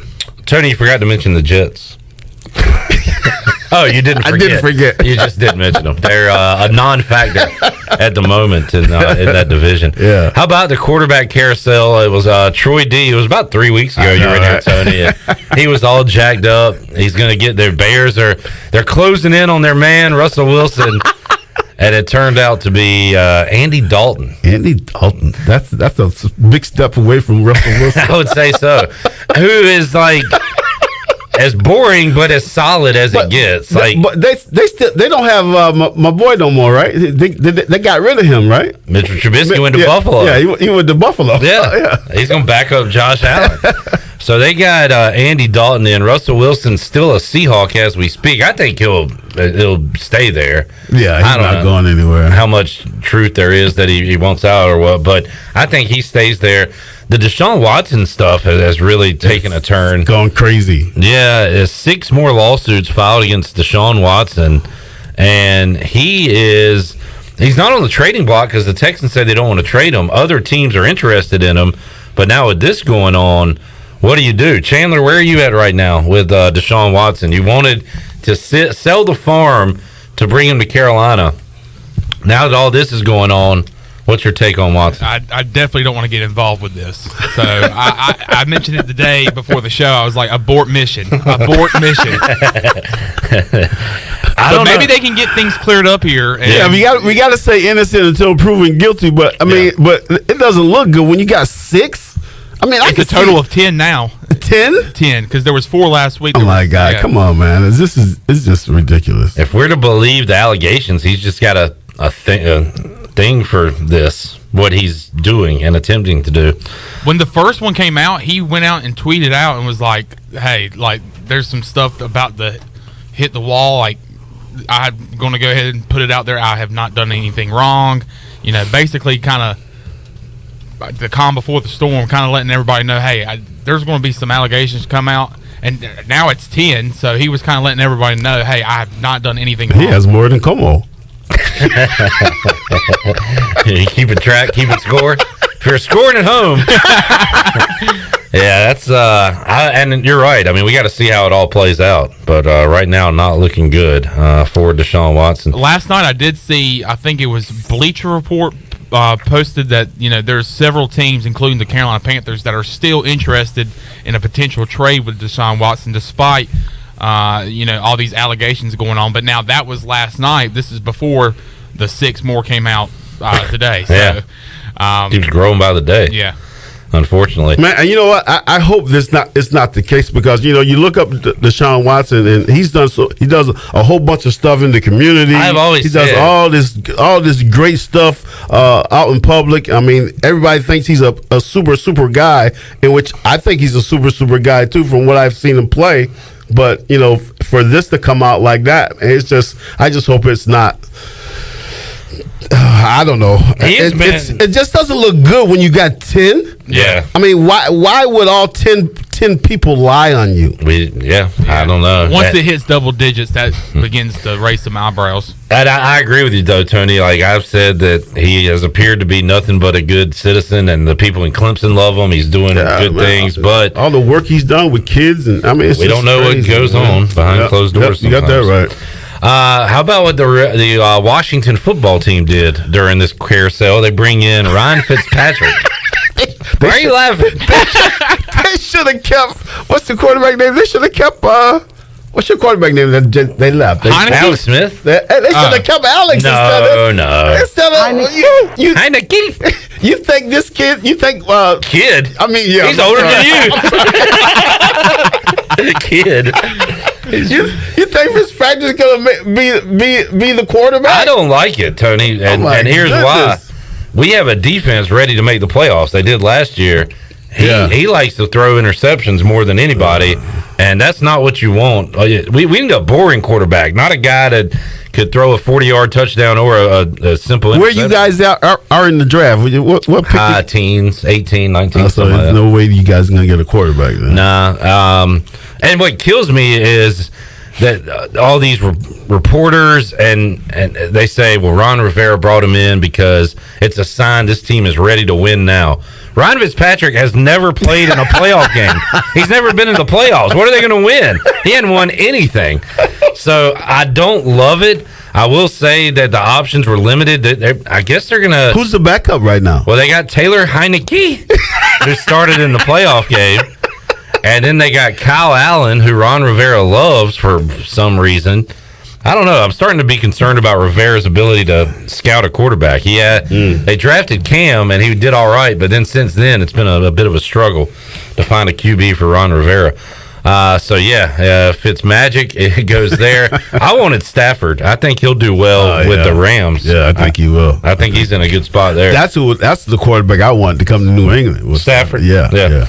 And he goes to L.A. So, I don't know. Just to look at the quarterback carousel, and still the dominoes haven't all dropped yet because we're waiting to see what happens with Watson. And if he gets traded, that'll open up even more. How about the old guard, Tony?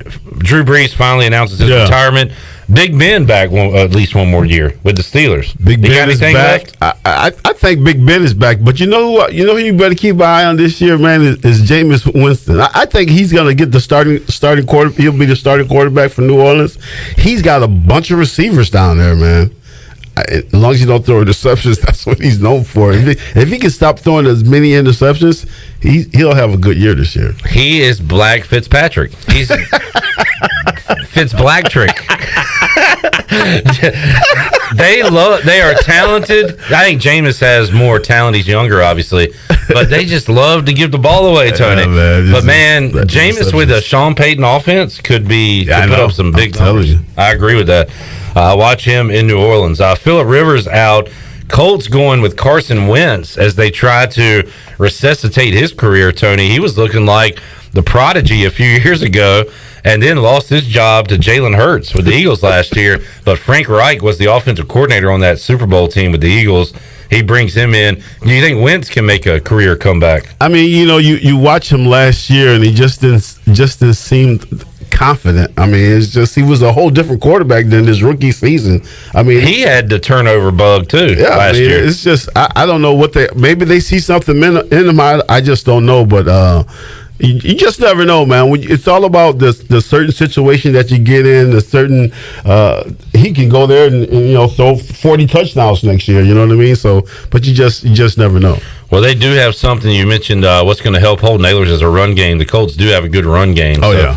That'll help him out. Tony, Trevor Lawrence going to be the first pick against for the Jaguars. Do you look at him and say can't miss, or do you not say that about QBs coming into the draft? I never say that about QBs. Running backs, I say that, but with QBs, man, because it's so different for a quarterback than any other player coming from college to the NFL. The quarterback has the toughest. But this kid coming out of Clemson, he's got it's the Jacksonville Jaguars that he's gone to. I'm not saying anything nobody don't know. You go to the worst team if you're the first pick. So yeah, that's a problem. So if he don't get protected, he can't throw the ball.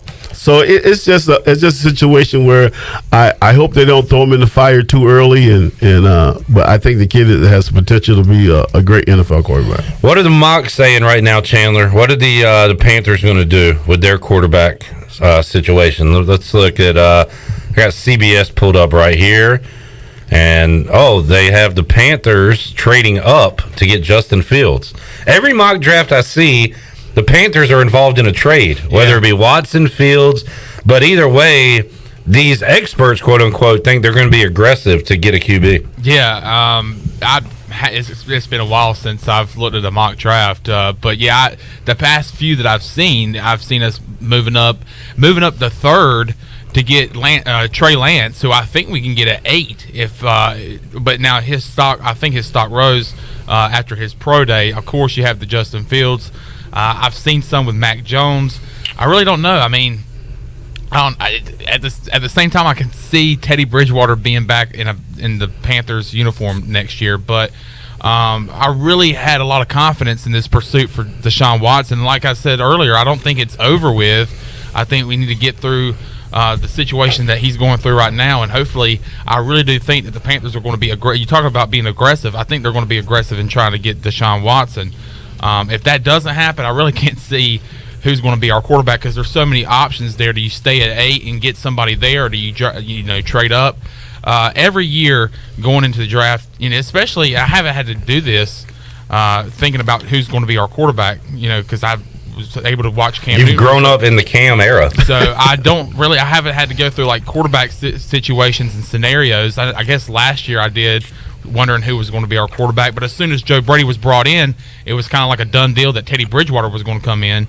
So I don't know. I mean, this mock has Lance going 13th to the Bears and Mac Jones in the top 10, which is and look, it's just a mock draft. We don't know. There's going to be 5 QBs in the first at least 12 to 15 picks. Speculation is fun, but once you get too deep into it, then it kind of gets kind of annoying, I guess. Yeah. Because for the past 2 or 3 months, I've been sitting here going through different scenarios of who's going to be our quarterback, how are we going to get them. And then, of course, the Deshaun Watson stuff came up whenever he was announcing that he wanted to trade. So you got mock draft fatigue because that one week, I swear, you were just looking at mock drafts nonstop. Oh, yeah. So you wore yourself out. For every day that week, I think I looked at 2 or 3 each day. Tony don't even know what a draft is because the Patriots are always at the end of the first round, and it don't even matter. I guess this year, Tony, where do they got to have a higher pick? They're around like the 17th pick or something like that, 16th, 17th It's like pick. the highest they've ever had in the Belichick era, 15th. Yeah, 15th pick. Yeah. You might be awake when they pick this year. Usually you're asleep because they pick at like 11 o'clock at night. You might get to see it this year. But you talk about rookie quarterbacks and drafting a rookie quarterback. Since the kid, what's the kid from San Diego that came in last year? Justin Herbert. Yeah. Now, since him, When's the last rookie quarterback that came in and had a season like this kid had? It's been a long time. I can't remember a rookie quarterback. Mahomes, it was his second year when he started. Mm-hmm. So I mean, it's a situation when you drafting a rookie quarterback, man. I think the best thing to do for a rookie quarterback is don't put him in the fire too quick. Yeah, and that's a good point. The teams that are drafting these QBs are, Jacksonville. They're going to start Lawrence right away. Yeah, they have to. Who else they got? They got Minshew. Gardner Minshew. Well, you're right, Tony, because you look at guys like Patrick Mahomes, who sat behind Alex Smith for a year. Right. Yeah. You have Aaron Rodgers, who sat behind Brett Favre for a while. Yeah. But if the Panthers draft a quarterback, Teddy Bridgewater still could start. Yes. While they groom him. So that's a situation where he could sit. Zach Wilson with the 49ers, just for this mock's sake, like they still have Jimmy Garoppolo, right? Yeah. Like they could start him, and so there might be a case, Tony, where a lot of these teams are able to. That's the best thing to do with quarterbacks, man. Have you? Who was your QB back in your day? Was it Grogan? Steve Grogan was when I first got there. It was Steve Grogan and Tony Eason came in afterwards. Yeah. So you were they veterans at the time? Steve Rogan was. I remember watching Steve Rogan when I was in high school. Oh, really? Well, not high school. I say college. College, yeah. Yeah. All right, let's tell you what. We got one more break to get in. We will do it right now. UCLA just went on an 18-0 run. It's not good, Chandler. No. They are up 26-14. Abilene Christian just can't hit anything, trying to stay in this game. 4:45 left to go in the first half. We will run down the slate of games coming up later tonight when we return after this.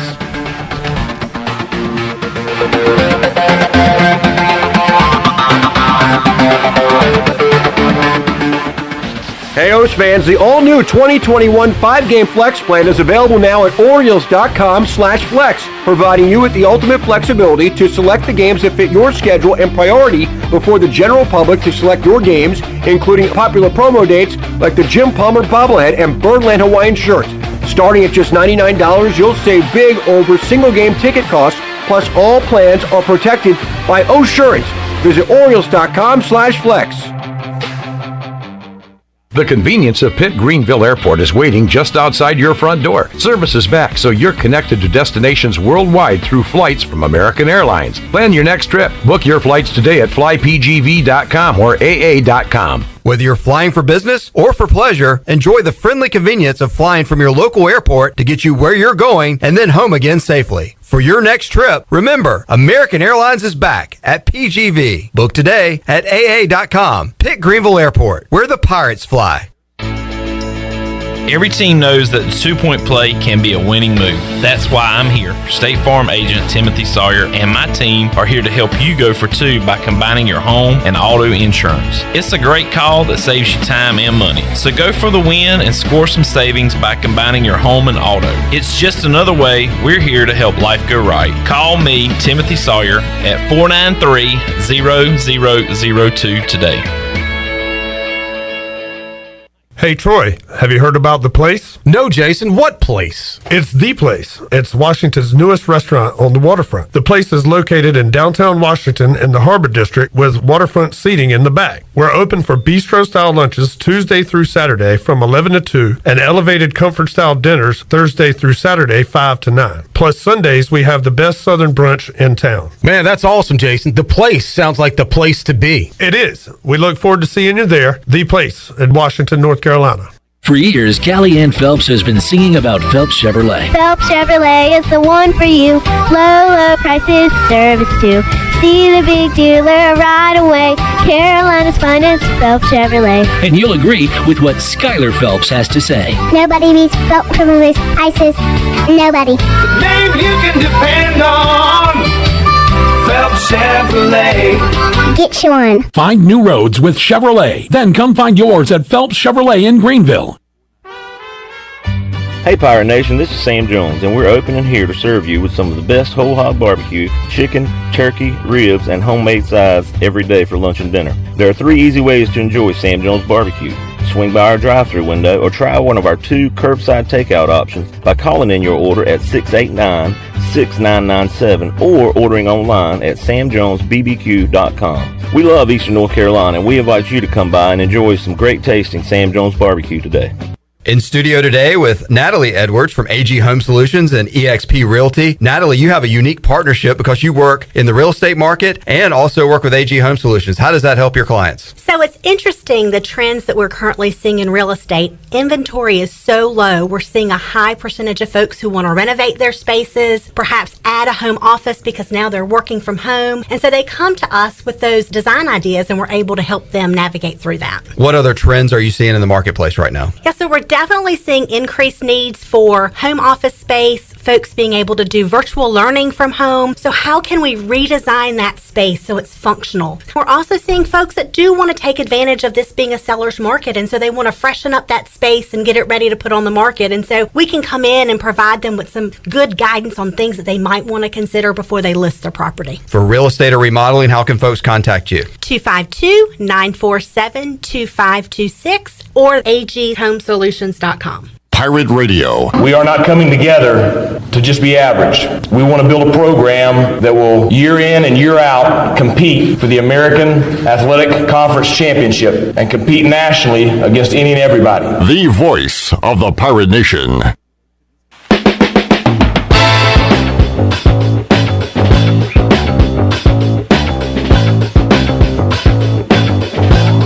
You're listening to Hour 3 of Pirate Radio Live. This hour of PRL is brought to you by Bud Light, reminding Pirate fans to stay in the game and drink responsibly. Bud Light, the official beer of the ECU Pirates, and proudly distributed by Carolina Eagle Distributing since 1989. Now, back to the show. Welcome back. Taking a look at your stock market report for today.